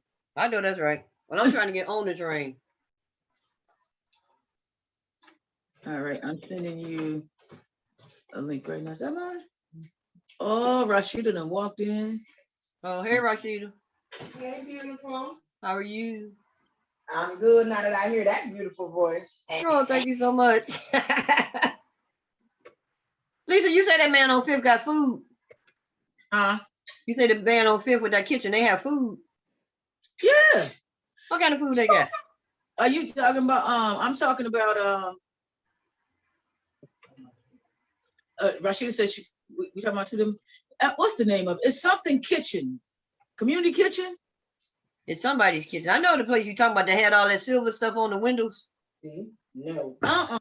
No, not that. He's not on 5th. He's right off of 5th. It's called. Go past. You gotta go past that. You know what's the street? The building where you got the Department of Motor Vehicles is on. It's on the back side of that building. Hold on. I'm like, where's the Department of Motor Vehicles? On 8th Avenue. I'm gonna tell you the name of it. Somebody Community Kitchen. Okay. I just sent you the link. Okay.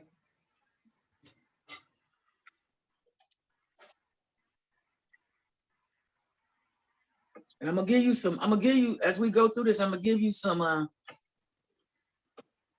rules to negotiate by that I know is gonna be a different mindset. All right, okay. Because people often do, what's up? What is that place called? I'll be back. Where you at? I'm going to go straight to get this dinner. This dinners. Oh, I got one for Heidi. She already asked for it. So that's the only reason why. not Art House. I'll be Yeah, back. that's the place I was thinking about, the art house. Yeah. Oh, no, not Art House. He's yeah, I know what that is. It's art, it's before our house. So if you turn, doggone it, Ty Atkins goes there all the time. What is this guy's name? I'm gonna say community kitchen. It says eat here, pay here. No, eat what you can pay. Hmm. Oh, they don't sell food. Here it is. This is what it is. I found it, but I don't see the name of it. It's called Pay What You Can Eat Community Cafe. Oh, okay. Community Cafe. I think the guy's name is Dion or something like that. Let me see. I found the article. I'm gonna send you that link too. Okay, I'm gonna check them out. Sending you a link to that. I just sent you a link to both. Okay, Okay. All right. thank you. Now, let me know. So here's the rule of thumb I want to give you. I'm gonna test you on it too, real quick. Well, the test will play out before the day is out. We'll see what happens. Okay. The rule is, this is something I learned from a bunch of millionaires and billionaires that I have become friends with. Okay. You never walk away from the table until you get what you came there for. Okay. See, most people don't make it in business because actually you did exactly what they said. I said, why didn't you pursue this? And you said, I didn't have the money. Mm, So you quit. Did you go to anybody who you thought had the money? no. Did you go to anybody you thought had the building or the thing that you were after? No. I quit. You quit. You might have said, okay, I don't have the cash. Most people start out with banks. Let me go to banks. Let me go to friends. Damn banks and friends, you might need to just go to somebody who has the similar interest, who says, well, you got the passion. I always wanted to do it. I ain't got the money. I got the money. Does that work? That works. If you ain't got the building or you ain't got the money, but somebody else got the building. If you go to a real estate development group, is it possible that somebody could say, okay, Yes. you keep going. Once you make a decision about something, just because the first person says, or the first thing you think of says no, you have to say, this is the process called mind mapping. I want you to put that thing in the middle of a circle that you're after. Okay. If in this case, if it was money for a building, I would say put that in the middle and say, and then I want you to draw from it. Put the circle in the middle, put the item that you're after in the middle. Now, Okay. what are all the ways? And don't stop until you got at least 4 ways each time. Okay. How can I do this? And if some of them are gonna be dead ends, but you keep going until you find one. When you find one, then you map off that and say, all right, map, what's the outcome of this? And if that don't work, you go back to one of the other ones and you keep on going, because at some point, God's gonna say yes. When he says yes, that's the route he wants you to take. Okay. He closes out routes he don't want you to take. Right. Right. But if you stop looking, because he said no, sometimes his no is to keep you from getting in danger. Yeah. It ain't to say don't do it. It's to say don't go this way. Okay. We see that in the Bible all the time. He Yeah. reroutes people all the time. They still get to where they're supposed to go. He just shuts down the waterway and makes them go around the long way. Why? Because he wants them to have certain experiences around the long way that the shortcut would cut off. Right. I got it. I got Okay. it. I got it. So operating with that rule going forward I will do that. on everything, Angie, everything. You don't leave the table until you go, because when two people, I'm gonna tell you this one other thing that I found out from hanging around these guys. Most of my guys, Uh-huh. I've got a few millionaire friends that are girls, but most millionaires are men. Why is Okay. that? You ever think about that? Because they have no they don't operate out of emotion. That's exactly it. Women, I was in one of my mentors, Mr. Guthrie. I watched him sit in a room. He said I need $100,000 to do something. We were trying to do. I'm on the board of directors for a group called GAPS, Gary Alumni Pathway to Students. Mm. He said I need $100,000. So now all the women in the room, and actually the whole board is women except him. Used to be two guys. Mm-hmm. And we were all like, who's gonna give us, the West Side alumni is not gonna give us $100,000. He said, who said they had to go to West Side? Mm. For West Side kids, but do we give a shit if they go to West Side or not? Right. So now we're all sitting there going, oh, let's ask this person, let's ask that person. He picks up the phone, he calls 10 people, and he says something to the following. He said, hey man, what you doing? I'm doing it. He said, listen, I need $10,000. He said, nah, nigga, don't tell me, not no nigga, but basically, Right. nah, nigga, tell me you don't got it. I need $10,000. I'm gonna tell you why I need it. I needed to help these kids, blah, blah, blah, blah, blah. It don't matter what kids. I need the $10,000. All right, send me the check. He did that 10 times before we left, and he had his $100,000. $1,000, yeah. I looked at that and I said, what was the difference? Women call people they think or they feel like they could get it from. He said, stop calling people you know ain't got it. You call 10 people you know got what you need and ask them for it. Yeah. Simple. He called 10 men that he knows. One of them, this is the funny part. One of them said, I don't have it. He said, man, you give $100,000 to something every year. He said, yeah. He said, well, this year you giving them 90 and I need 10. I know that's right. And that's the conversation ended. Mm. Stop talking to people who can't fulfill the request. Okay. And stop being afraid to talk to people who can. Okay. They can't say nothing but no. Right. Well, you ain't gonna die.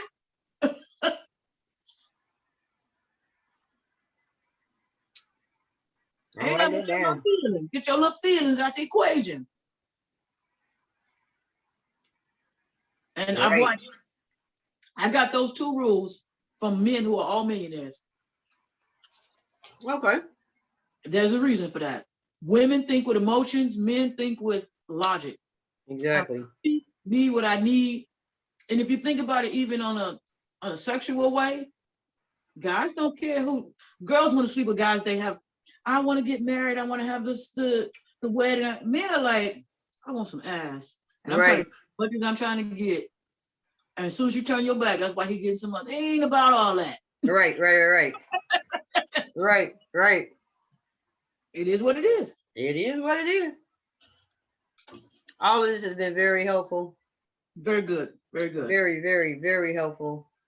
Okay. Opened up some things that I already knew. And then just pushed me forward to do some things that I know I need to do. And I really want to do. Now, I'm going to push. And it's going to get uncomfortable sometimes. But it's okay. It's part of the process. And I don't have a problem with any of that. My whole issue was and is, or had been, I didn't know where to start. And I didn't know anybody to talk to help me get started. Because when I talk to people who I thought, could help or put me in the right direction, the first thing they say, oh, you shouldn't do that. Or we should do this over here. Or that's not what I want to do. So here's the question back to them. I shouldn't do this. Tell me what your plan is for me. Well, one person told me. Okay. They definitely told me what I should do with that plan. Talking about this is what Gary needs. I said I don't understand. That's not, see that they didn't tell you then. See what you just said? Mm. They said this is what Gary needs. That ain't plan ain't about you, that plan's about Gary. She wanted to take my plan to fix it for a house for what Gary needs. Again, so that wasn't, she didn't give you the answer for you. She gave you the answer for Gary. For Gary, right. Be very careful there. And that's the difference. Everybody got an answer, but what answer do you have for me? Me. Not what answer do you have. I could say the same thing. I said, God keeps saying to me, Lisa, you done made enough money. You done did enough this. You done did enough that. That's why, you know, when Edwina lived next door. Excuse me 1 second. Who drove last? You did? Look at my jacket pocket and my silver jacket. Thank you. When Edwina lived next door, even though she got behind, we never went over there. I don't know. I think she paid the rent after she moved to Atlanta. And I don't even know if she paid it all, but we never went over there. And I look crazy going to knock our door down. God's like, nah, wait a minute. Yeah, she behind, but you don't got no reason to be over there. I done blessed you now. It ain't like your rent ain't paid. Right. That's all you can do. And I always say to him, you really want me to walk away from my job? I make a really good living. Yeah. And so as of last June, that's what I did. Right. No. I did that in June. I'm still here. Yeah. I ain't got no more clients than I did the last time we talked. I got a couple more, you know, in terms of resumes and stuff. Now, you see, I don't know if you saw one of the testimonials. I'm not sure if I did. About? In the group of the girl, Brittany. Mm-hmm. We did her resume, and literally, I think it was 48 hours before she got the job, she had been won. Oh, my goodness. Okay. So she did a testimonial. It's in the group page. I thought I put it on my regular page. I'll check it out. Well, I'm going to have some testimonials. What are you eating? French fries. I hate them. Rashida, I ain't got but one more left. It ain't but about 5 of them on the plate. Oh, my goodness. I got to find me something hot to eat. Yeah. So, you know, you just have to decide, when am I ready to resolve this? I'm tired of this. I'm ready to do something different. Even if it's not something that works out completely, you still made a decision, you went with it, and now you can adjust, right? Right. But you can't adjust a plan that ain't moved. Exactly. Exactly. I hear you. So I hear you. all right, Hell, if you don't start. let's get you signed up. Let's get your date, your half-hour date down. And here's a good thing. I should be putting the schedule for the group sessions each month out probably by Monday or Tuesday. Okay. If you're the only one in the group, guess what that means? I get all the time. You get all the time. So for your $90, you might end up with 4 hours worth of coaching each month if you show up for the group sessions. Well, I'll be in every session I need to be in to get what I need to keep moving forward. But I'm gonna start on this right away. Okay. And I'm gonna tell you now, I ain't gonna promise starting on none of this today. Well, Cause my brain is dead. I understand that. But anything I can do tomorrow, Saturday, Sunday, and I'm off all day Monday. I will be on it. All right. I Get can do yourself research. started, and then we'll set out goals and stuff for you each week. Okay. Okay. All right. Well, I thank you so much for your time. I thank For you. your expertise and your knowledge. I thank you as well. And I thank you for the big push and somebody would say that big kick in the butt, but thanks. I'm hit. Listen, I'm trying to make sure when I get to the gate, he says, you did what I told you to do. Yeah. Yeah. I tell Rashid all the time, I said, that's my biggest fear, is getting to the gate. And he said, but I gave you this to do this with, and what did you do? Right. You did okay for yourself, but then you didn't help nobody else along the way. What gonna be my answer? You ain't gonna have one. Right. And I was like, nah, I ain't really trying to take that chance. I know that's right. Me either. So I got to do what I came here to do. Right. All right, darling. I will talk with you soon. All right. Thank you so much. You guys have a wonderful weekend. You do the same. All righty. Bye-bye. Bye-bye.